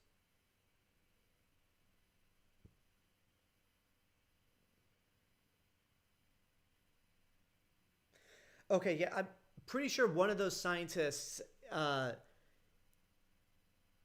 working on the Winter Soldier here is Ed Brubaker, who wrote the Winter Soldier storyline. Similar to how Kelly Sue DeConnick cameoed in Captain Marvel, who was responsible for making Carol a bigger character in the comics as Captain Marvel.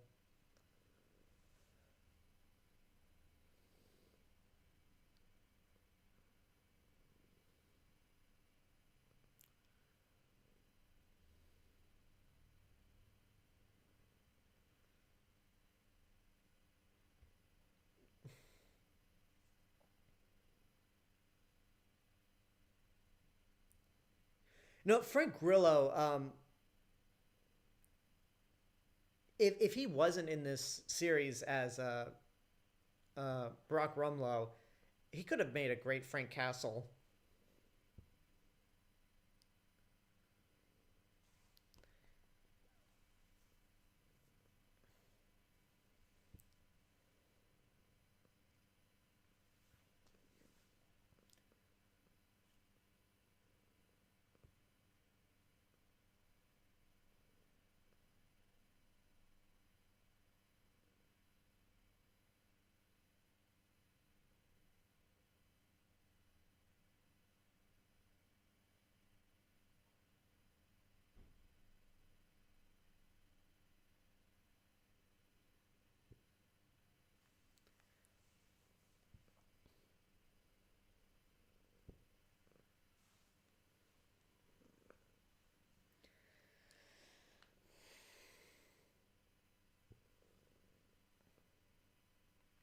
Oh, by the way, for those of you wondering why my hands are always down here, um, this is why. Just petting a cat.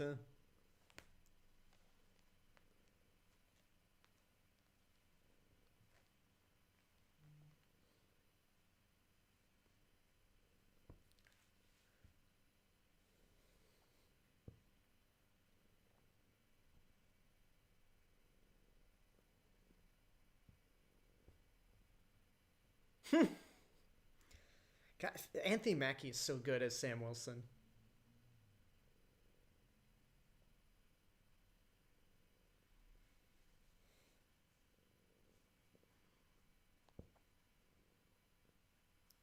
Oh, there was a little hint of the Captain America theme from Alan Silvestri.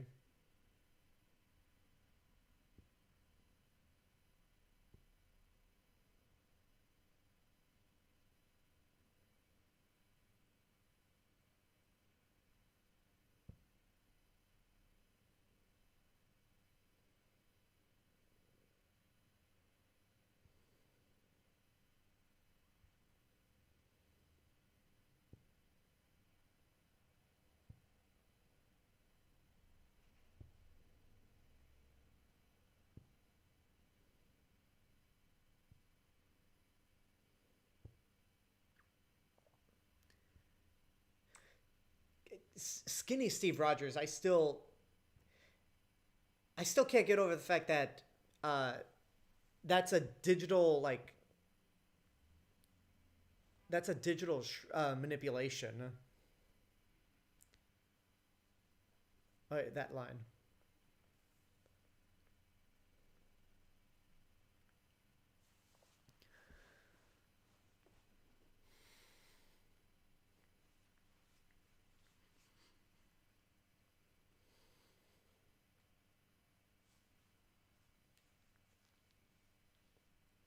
I'm gonna make sure he does.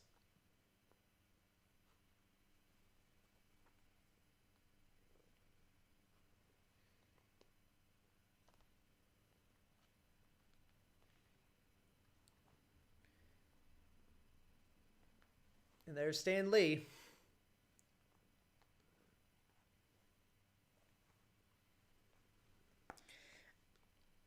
Outside of these roles, what's your favorite Chris Evans and Scarlett Johansson performances? All right, first of all, Razorbike says Kitty is pleased. Yes, she is, but I'm not so much pleased because she keeps tearing up my jeans with her claws. This is one of the reasons I like dogs more than cats. Sorry, but it's the truth. um. Anyway, favorite Chris Evans role outside of this? Um.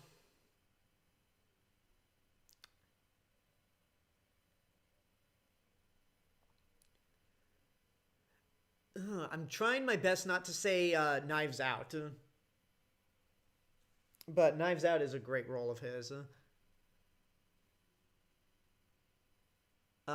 His role in Snowpiercer I really love. As for Scarlett Johansson, Abed! Abed, Agent of S.H.I.E.L.D. Like, that might have been... that's the moment where I kind of lost my shit. Where I was like, Danny Pudi, it's Abed!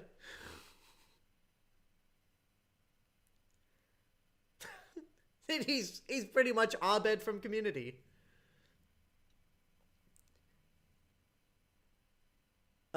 As for Scarlett Johansson, I'm gonna go with Jojo Rabbit.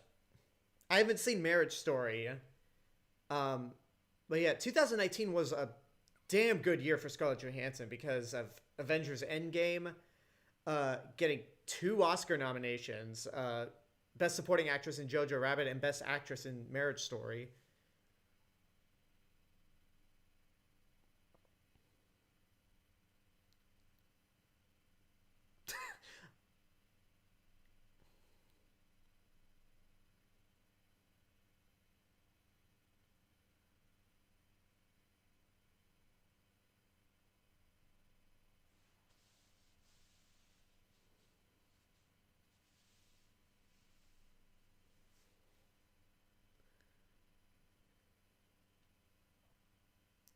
I like how that guy comes back in Age of Ultron really briefly.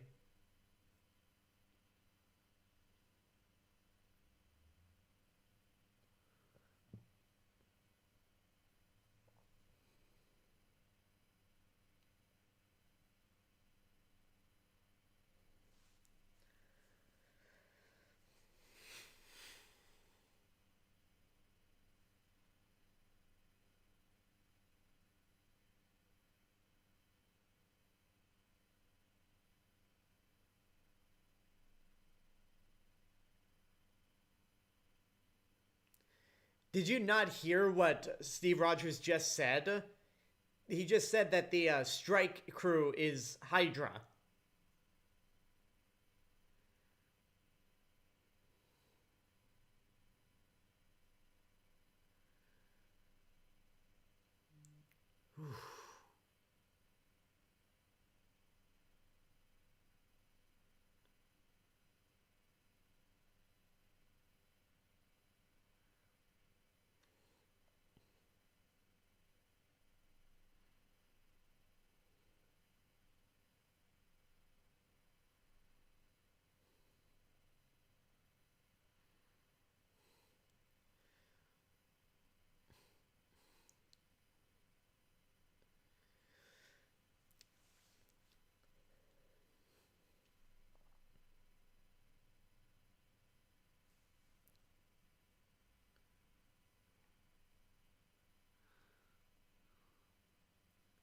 I mean, the one thing I've heard about Marriage Story is that even though it's a comedy, it's pretty much like a horror movie for married couples.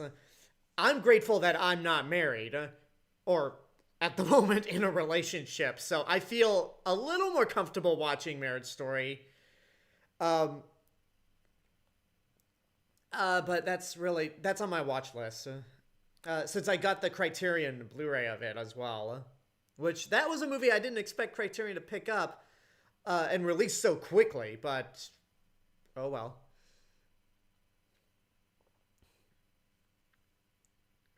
God, this third act is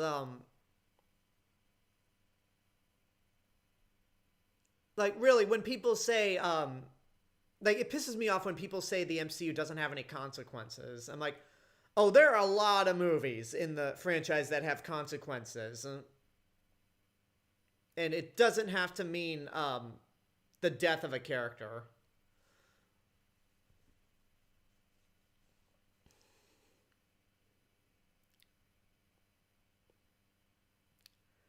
Uh, Razorbike says, from what I've heard, if you grew up with parents that fight, it's hard to watch. Um, Luckily for me, my parents didn't really like start fighting a lot until I was in my late teens, so maybe it'll be easier to swallow in that sense.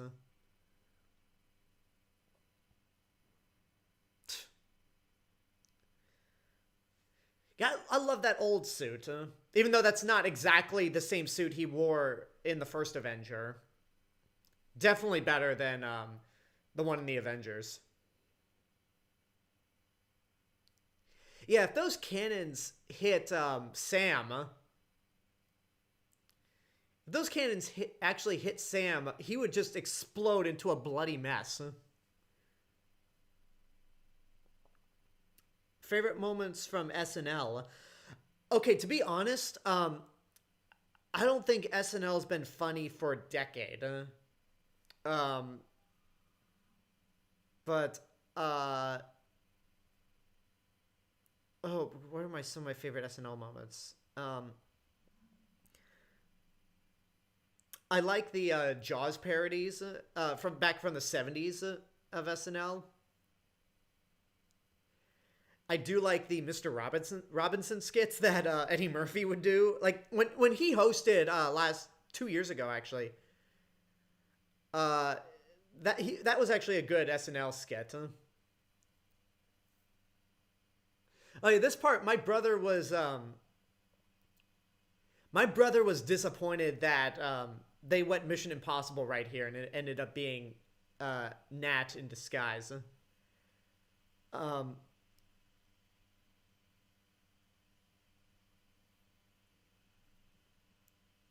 so I'd have to think back on some of my favorite SNL skits.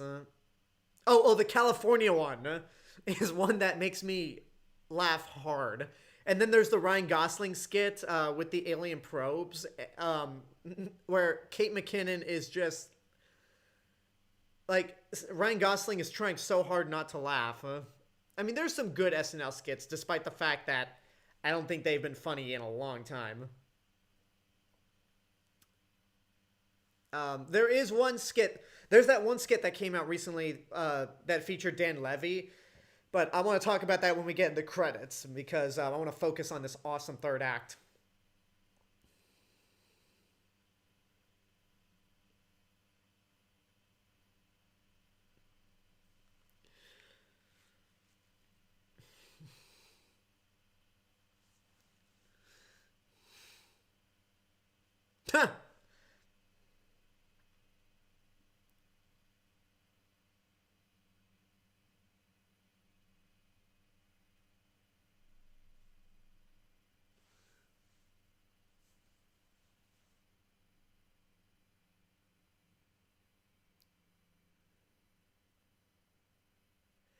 It's so eerie that this like element of Nat dumping all the government secrets about Hydra and Shield um, would happen around the same time of the whole WikiLeaks uh, thing.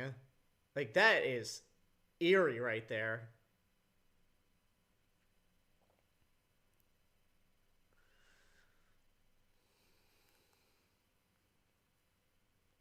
Okay, they got one.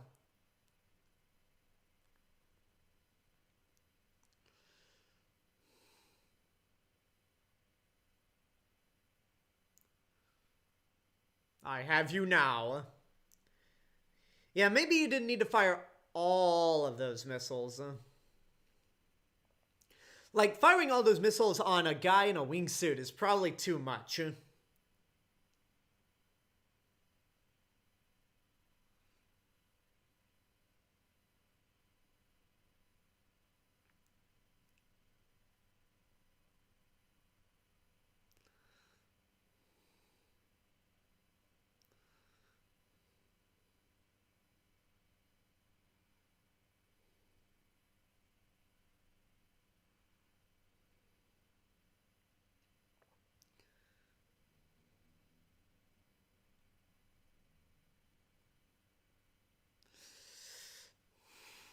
And of course, the Winter Soldier has to come in and take out all those Shield agents who are helping Cap.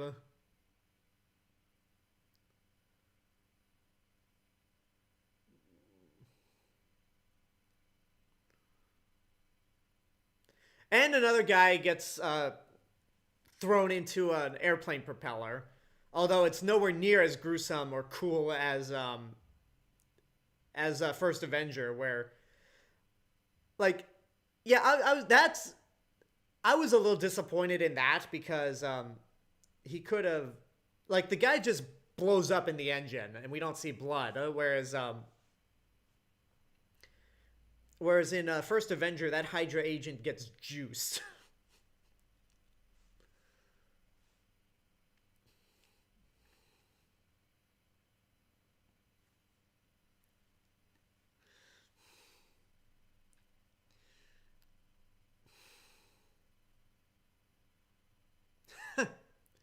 Man, no celebrity can no celebrity can look you in the eye and say "fuck you" without saying it the way Samuel L. Jackson does. Like he is so good at that.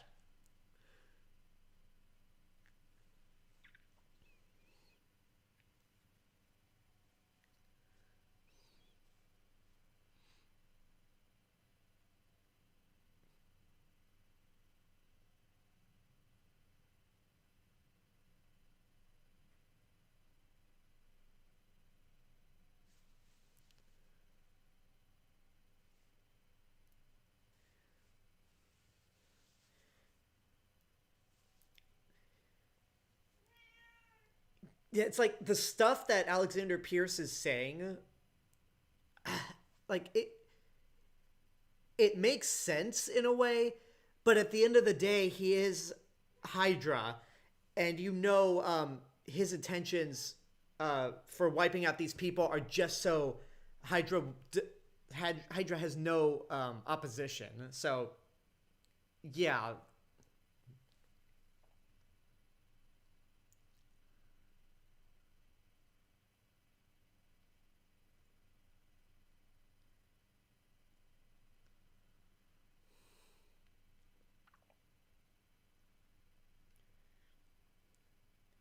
Thank you, Goose the cat.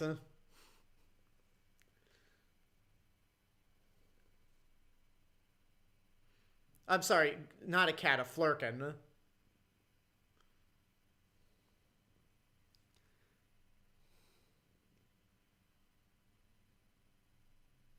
Man, Steve Rogers is so calm just jumping off the side of a helicarrier.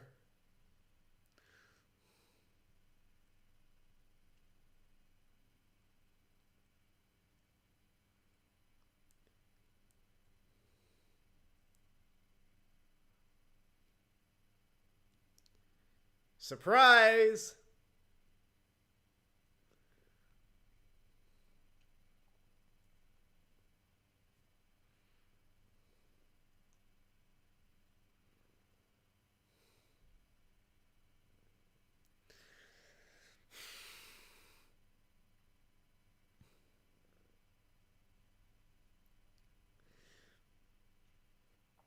So there's one advantage of Goose. That was one advantage of Goose scratching out Nick Fury's eye, is that had it not been for that, he wouldn't have had a secret weapon to gain clearance for that moment.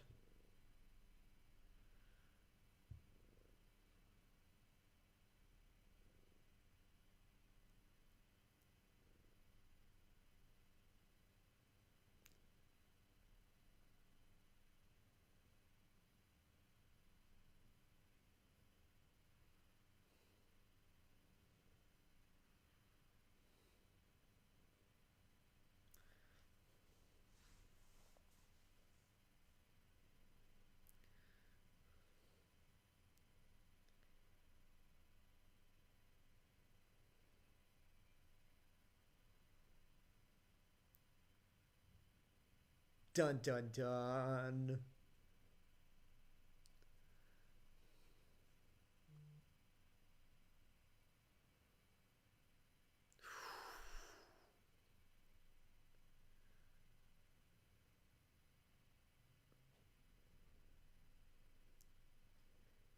All right, you want to get nuts? Come on, let's get nuts. Wrong, wrong comic book movie, but I had to think about that. There's that pocket knife again. Oof.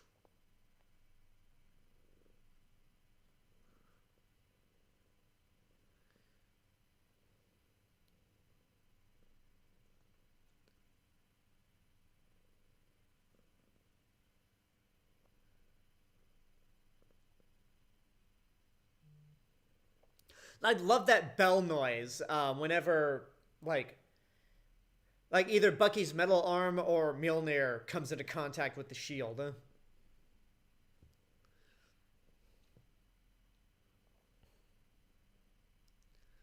Oof.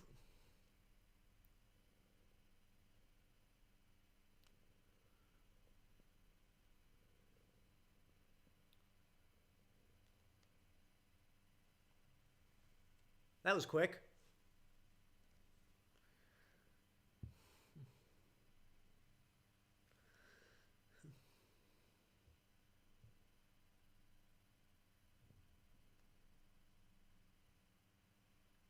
Mm.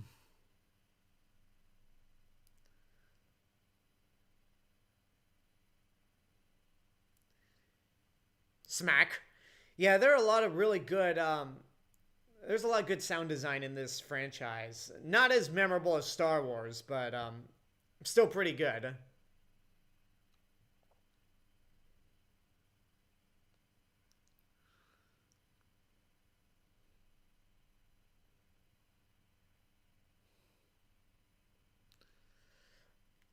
Drop it, Bucky! I said drop it! No, bad boy! Drop it! Sorry, you just have the... I just thought, like your dog has something in its mouth that you want it to drop, huh? Good boy, Bucky. I'm sorry. Boom! Ouch.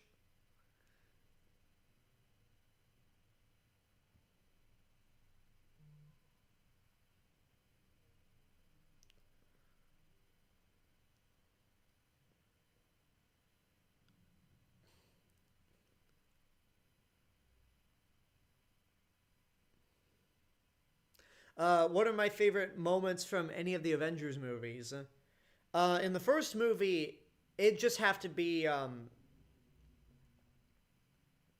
in the first movie, huh?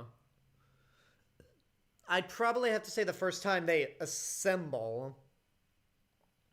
Um, Age of Ultron.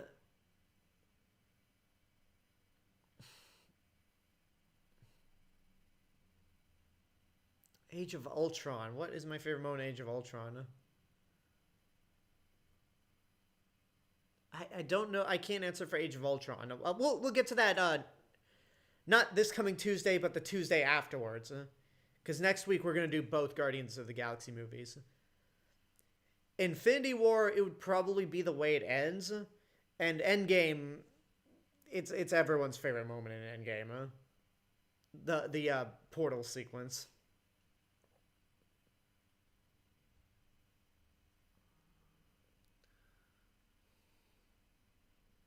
Ooh, that's horrifying. There's Avengers Tower.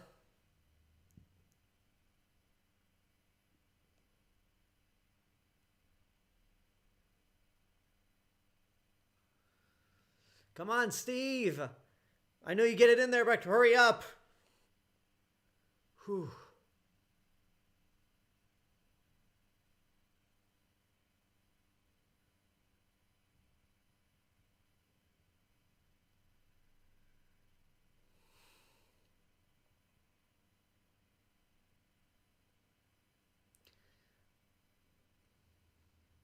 Hey, this is a moment where like it's a big it's a big earth spanning like world worldwide problem, more so than in Iron Man 3 and Thor the Dark World, but because of time, like I guess because of time, like you wouldn't have time to call in the Avengers to handle this.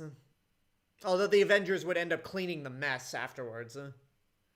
Because no shield.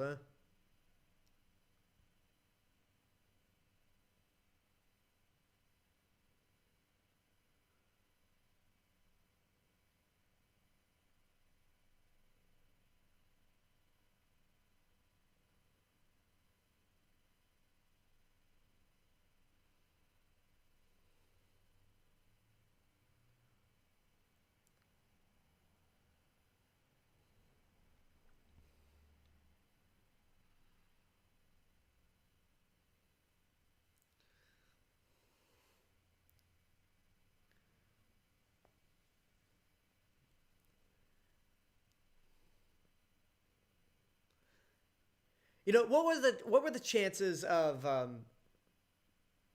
like she does that sting, and that pin goes off and actually like burns her. Like, I mean, thank God that didn't happen, but imagine if it did.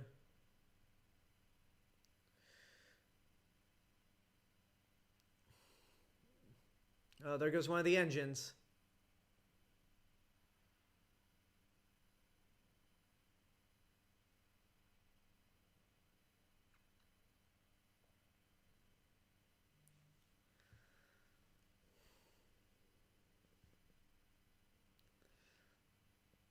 Yeah, Robert Redford delivers Hail Hydra. Like, one legendary actor, Robert Redford, says a line like Hail Hydra, and it doesn't come across as goofy. Like, he says it with all earnesty.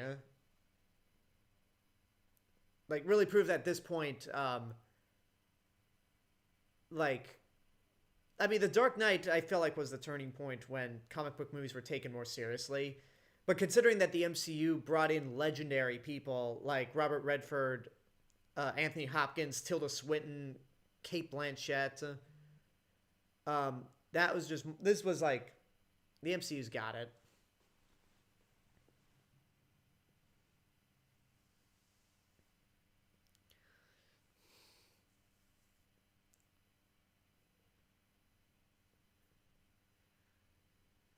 Huh. And there goes a building on him.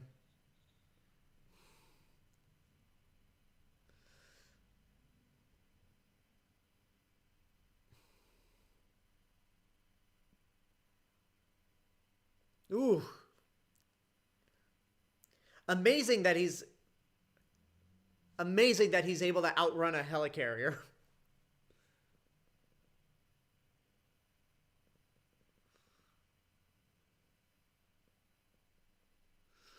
Ooh. Jesus.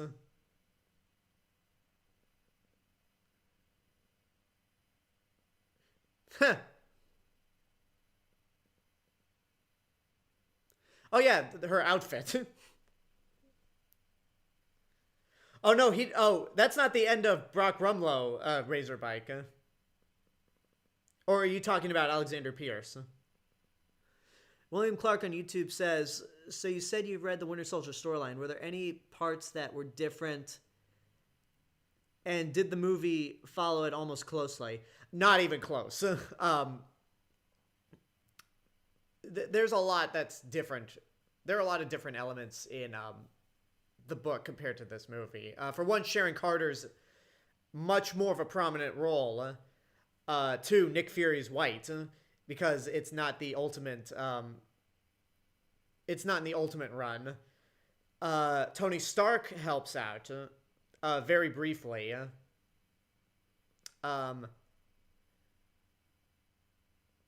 If I remember correctly, I don't think Brock Rumlow Crossbones is in it, and Natasha Romanoff is not in it either. And it's also a different story as well.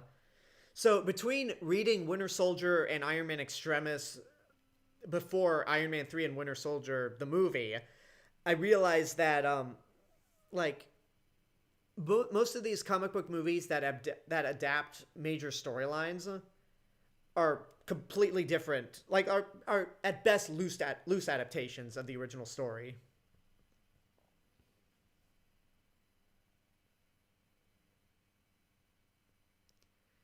Like the only comic book movie that I feel like is a direct adaptation, or at least attempts to be a direct adaptation of its source material, is Watchmen, which I read the first issue last night of the book, and it's interesting so far. I don't remember the movie.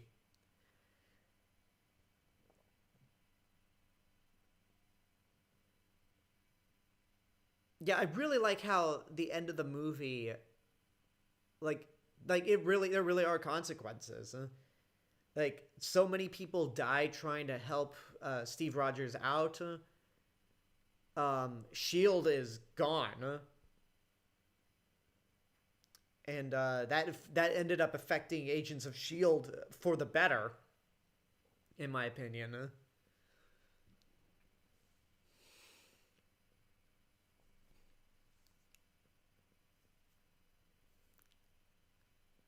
God, he got cut up bad. Okay, maybe not like royally bad, but still to the point where it looks like it hurts.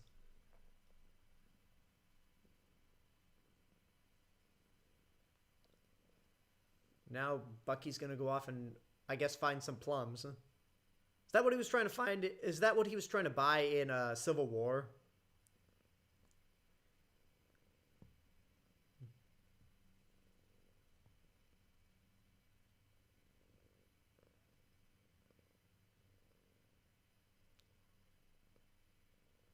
They name checked Troubleman at the beginning, so makes perfect sense that they'd play it at the end.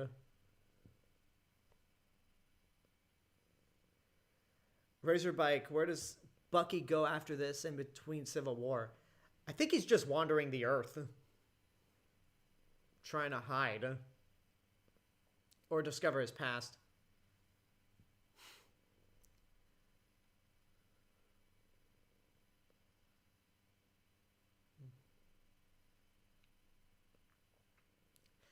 Like aunt, like niece. Because the Agent Carter one shot had Peggy firing like into a metal door that made a hole perfectly centered.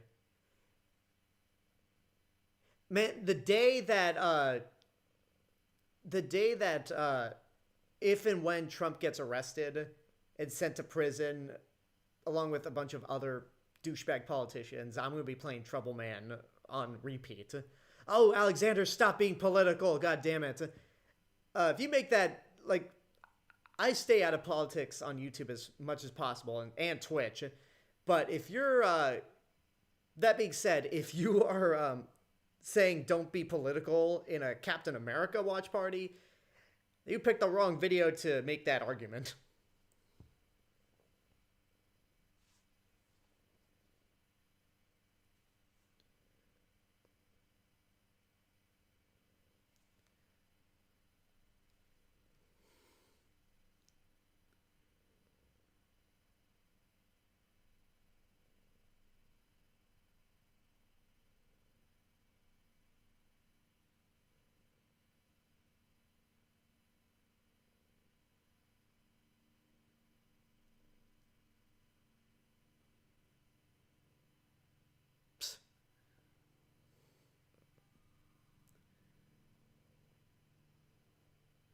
Oh, yeah, the line, I'm with you to the end of the line.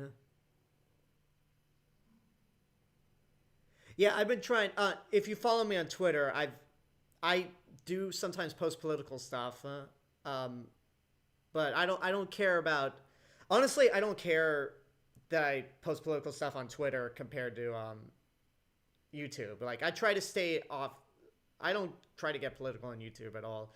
And now that we're in a new year with Trump no longer in office, I try to back off on posting political stuff on Twitter.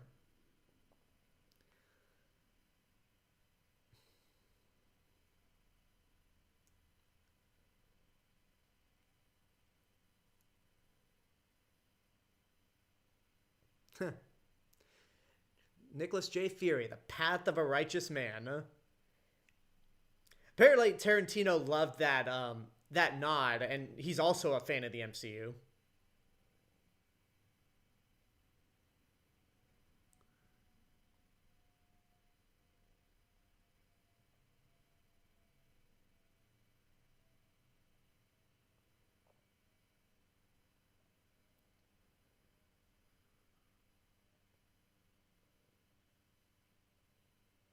So who is in that?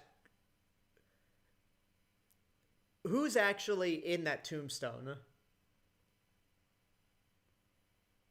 You gotta wonder who's actually in that grave. In that tombstone. That doesn't make any sense.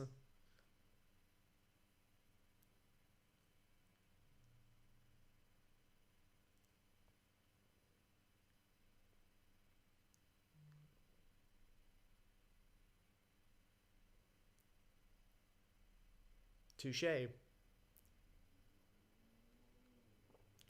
And then,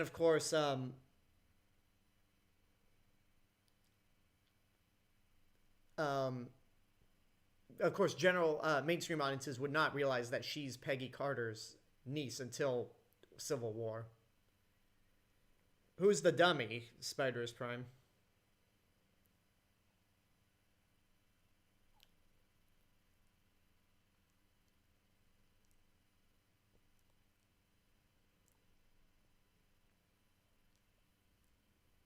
But I'm gonna come after. I'm gonna come with you anyway. Man, this movie, such a breath of fresh air from Tuesday. And again, it's like night and day going from Thor: The Dark World to this. Oh, a dummy in the grave. Okay. Okay, because I was thinking like maybe they pulled a GTA 5 and like how Brad was buried in Michael's grave. Like there may have been some random Hydra Shield agent buried in Nick Fury's grave.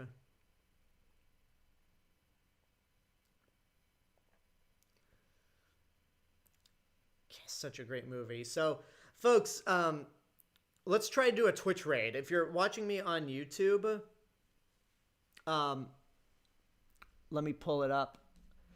If you're watching me on YouTube, I want you to head over to twitch.tv. Since somebody informed me that the stream is not, the link in the description for Twitch does not work for some weird reason, I'm going to post the Twitch link in the chat. So just hang on.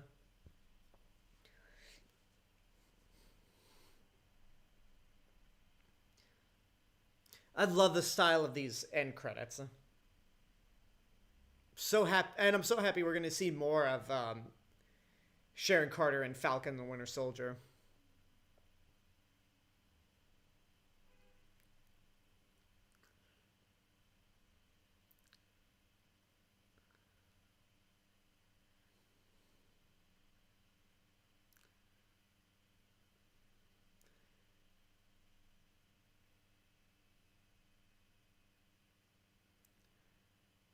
Captain America the Winter Soldier. God, such a badass movie.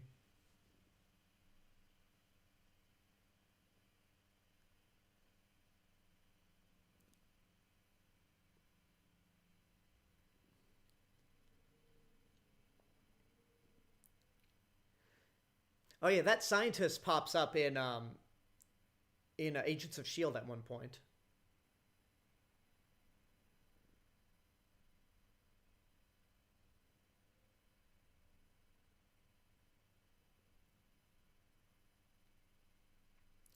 So now we know how, Endgame pretty much told us how they got a hold of the scepter.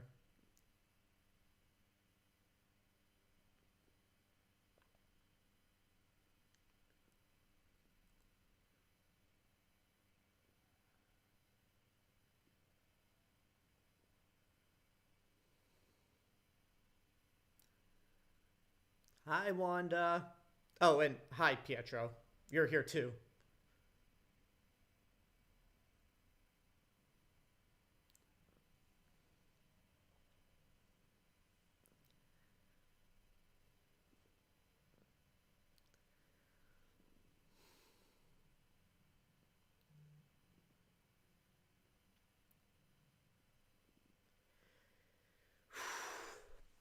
I'm glad.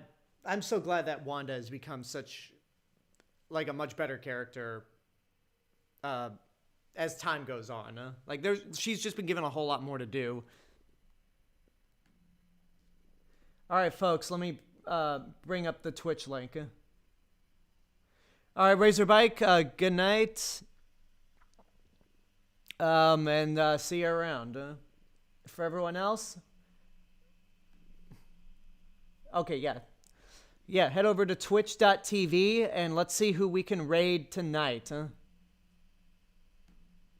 I'm gonna try to get a CloudBot up so it could just post links to social media accounts on both YouTube and Twitch.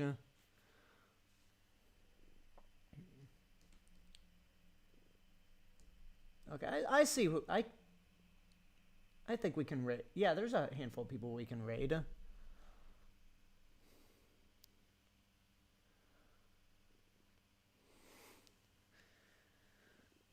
So as I'm waiting for more people to jump into Twitch, I'm gonna go over the rundown.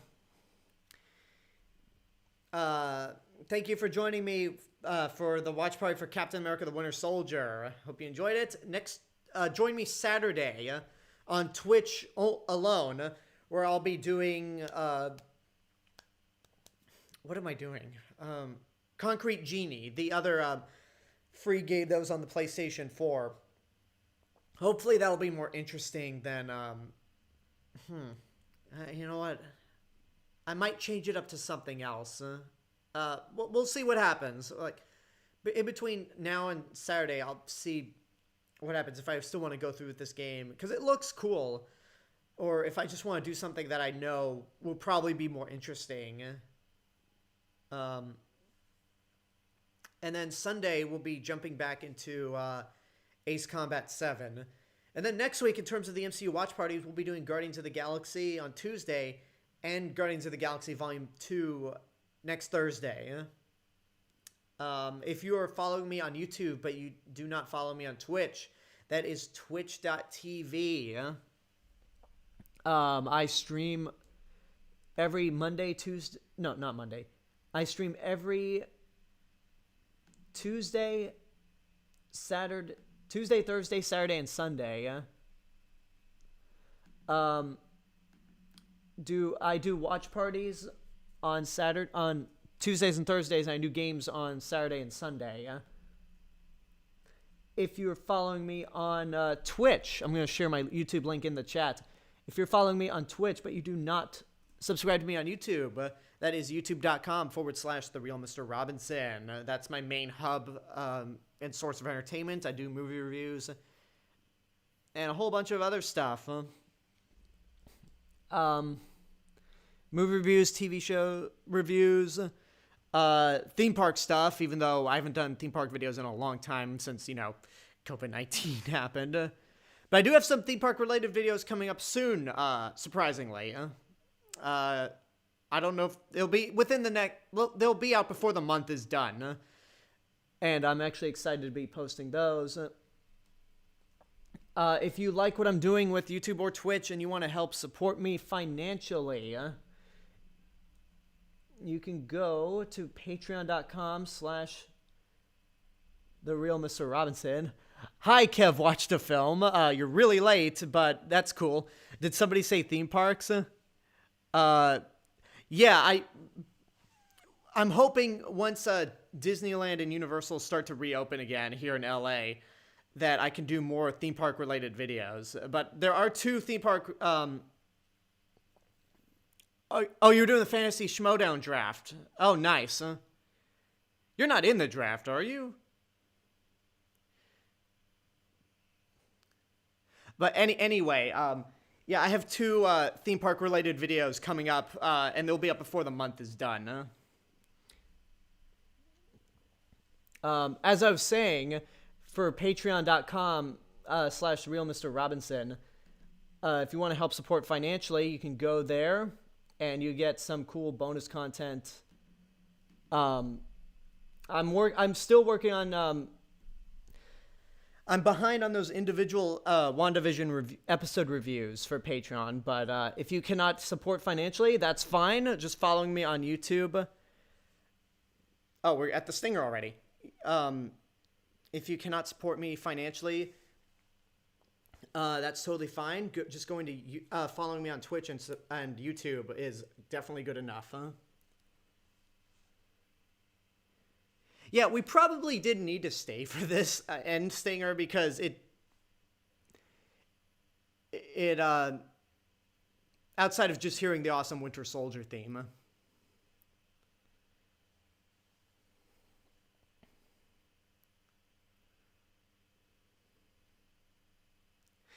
It's funny in terms of comic book villain themes. In terms of movies, it's funny how Lex Luthor's theme was just like really kind of goofy. Captain America will return in Avengers Age of Ultron. And then you cut to The Dark Knight and the Winter Soldier, and their themes are very sinister. Just a fantasy league for the 2021 season. Gotcha, Kev watched a movie. And you know what? You mentioned the Schmodown. Why don't we go ahead and raid Emma Fife, huh? She's currently online doing... What is she playing? She is playing... No, that's the Cyber channel.